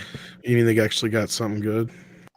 Well, it's about as much speculation as I have, but yeah, I well, think they got fired though. I could have but done yeah, that. I If you know. listen to the way they're talking in this recent thing, you got to imagine they're facing some really they're looking inwards. Obviously, if they're talking like they're thinking like, well, we should have never got the job in the first place, and it's basically ruined our careers, and now we're going to be stuck working for Netflix for the next 5 years. I mean, they didn't say that, but that's kind of what it's like. I mean, if you stop and think about it, I mean, who's going to turn down Star Wars for Netflix? Exactly. It's so suspicious. Yeah, and it's the same thing with certain people have with Kiri Hart. It's like she left to go run this other company and ran away from Star Wars. I can't believe that. It's like I think they were allowed to. Yeah, it's more let like her you get the to hell out. resign. They Yeah, were like, yeah, fired. you're allowed to resign Because I'll tell you right publicly, now, the way maybe. most of these contracts work, from what I know, Gary from Nerdrotic probably knows better, and some other people, but the way most of these contracts work, the studios have all the power. Rarely does an actor get a lot of power unless you're like a Johnny Depp, or even he doesn't even have that kind of swing anymore. You know what I mean? But even there's very few actors who have any kind of power over their contracts when it comes to some of this shit. So it's usually the studio, or not just actors, but I mean even creators, any of the people. It's usually the studio that has the upper hand, is what I'm trying to say. Like they have the choice to use you. You can't turn around and get mad. Like look at the whole Jared Leto situation. Obviously, they had a 5 or 6 movie contract with him, but they didn't have to adhere to it, or he could have turned around and sued them. So he's not even big enough to have something like that. Yeah. Finally, Got the Frag says, Type O negative, alcohol and high council winning. Fuck yeah. I saw Type O negative in 96 for October Rust. I'm glad you you realized it was a band because I just thought it was like this blood. Oh, type. Type O negative, yeah. Dude, they're doing isn't the one guy from Type O negative doing the music for what movie is that coming up? I don't know, but I had this poster on my wall and I want it back. If anyone has one, I got a PO box. I want that Type O negative poster back. It's 3, Clerks 3. Poster. Clerks 3, I think it is. Maybe. So, folks, this brings the High Council to a close. I thought we would only go about 2 hours tonight. No, 3 hours, 12 minutes. So, thank you guys. That's because I came in here and scared everybody off and talked too much. That's okay. We'll just kill you off air. But no, seriously. That's fine. Mecca, thank you guys for joining us tonight. Ethan, Cecil, Jesse Milestone of Mindless Entertainment, thank you for joining us earlier in the night. And to the thousands of people that are still here, thank you for sticking with us. We hit the goal of the thumbs up. I didn't even have to say it once tonight, actually. Everyone just did. So we got 1.2 thousand thumbs up. That means Thursday morning, you guys are going to get another Good Morning Pop Culture. It'll be a nice way to close out October. See, I don't get to listen that often, but those are the few I got to listen to is when you do those usually. I actually get a chance to once in a while. I enjoyed it. The one I had the other day was a really fun time. The audience really engages with me. So, Mako Rex, see you later. Yes, Al Bundy, Jesse's streaming. I'm going to jump over there. So, folks, if you want to hear us talk a little more about The Mandalorian and all sorts of stuff, check us out over on Mindless Entertainment. I'm going to send you the link right now in the chat. Go over there and let's raid her stream. Give her a bunch of thumbs up and catch her off guard. She's talking about Thumbs her up baby here shark. if you haven't. What? Thumbs up here if you haven't. If you Oh yeah, and hit the thumbs up button. Like I said, we hit our goal. We're gonna have Good Morning Pop Culture, so Dr. Coffinhouse can be working and lurking. So, Mecca, is there anything you'd like to say to the audience before we go? Oh yeah, just subscribe to my channel. I've got a new video yelling at the Mary Sue about this whole Game of Thrones nonsense. I've been covering a lot of Star Wars. Watch my videos, subscribe, all those things. Yeah, and catch me out on Midnight's Edge After Dark also. Yeah. Segue to you. I guess. Yeah, do check out Midnight's Edge and Midnight's Edge After Dark. If you haven't checked out After Dark, it is another channel, and you can see Mecca and Rob and I on there all the time goofing off and doing other things. So, Yeah, that's the live funnier one. You know, Midnight's Edge, the main channel is kind of the more serious news editorial stuff and the heavy like roundtable discussions. After Dark's the more loose, it's kind of the morning radio one with a little more opinions, but you're still getting like the news. So plug, promote, subscribe. Yes. Yeah, thank you for that, Link, Mecca. please. Yeah, let me get a link. We got to get Jeff on there one of these days. Oh. I will try. The next I know couple you're weeks, a tough I'm guy. busy. Tough guy to get a hold of. I've tried to get him on the main channel a few times too. We'll get there. All right, there's my I'll be there channel. Let me give eventually. a message After Dark. Wooch. So, We'll folks, get there. I'm gonna be like I said. You can, if you want more of me, and we know you do, go over to Mindless Entertainment. I'll be over there streaming, shooting the shit with Jesse. But we had 3 videos come out recently. I put out one on a Saturday, which is rare for us, but you guys seem to like it, so check it out. We had our big video for Monday, and then we talked about Benoff and Weiss last night. I said it was like 4 a.m. making it, but everyone's watching it, so thank you guys. We've had a great year, and we're going to keep on growing. It's official. We've finally doubled where we started the year at, so thank you. But until next time, folks, go out into the world and be excellent to each other.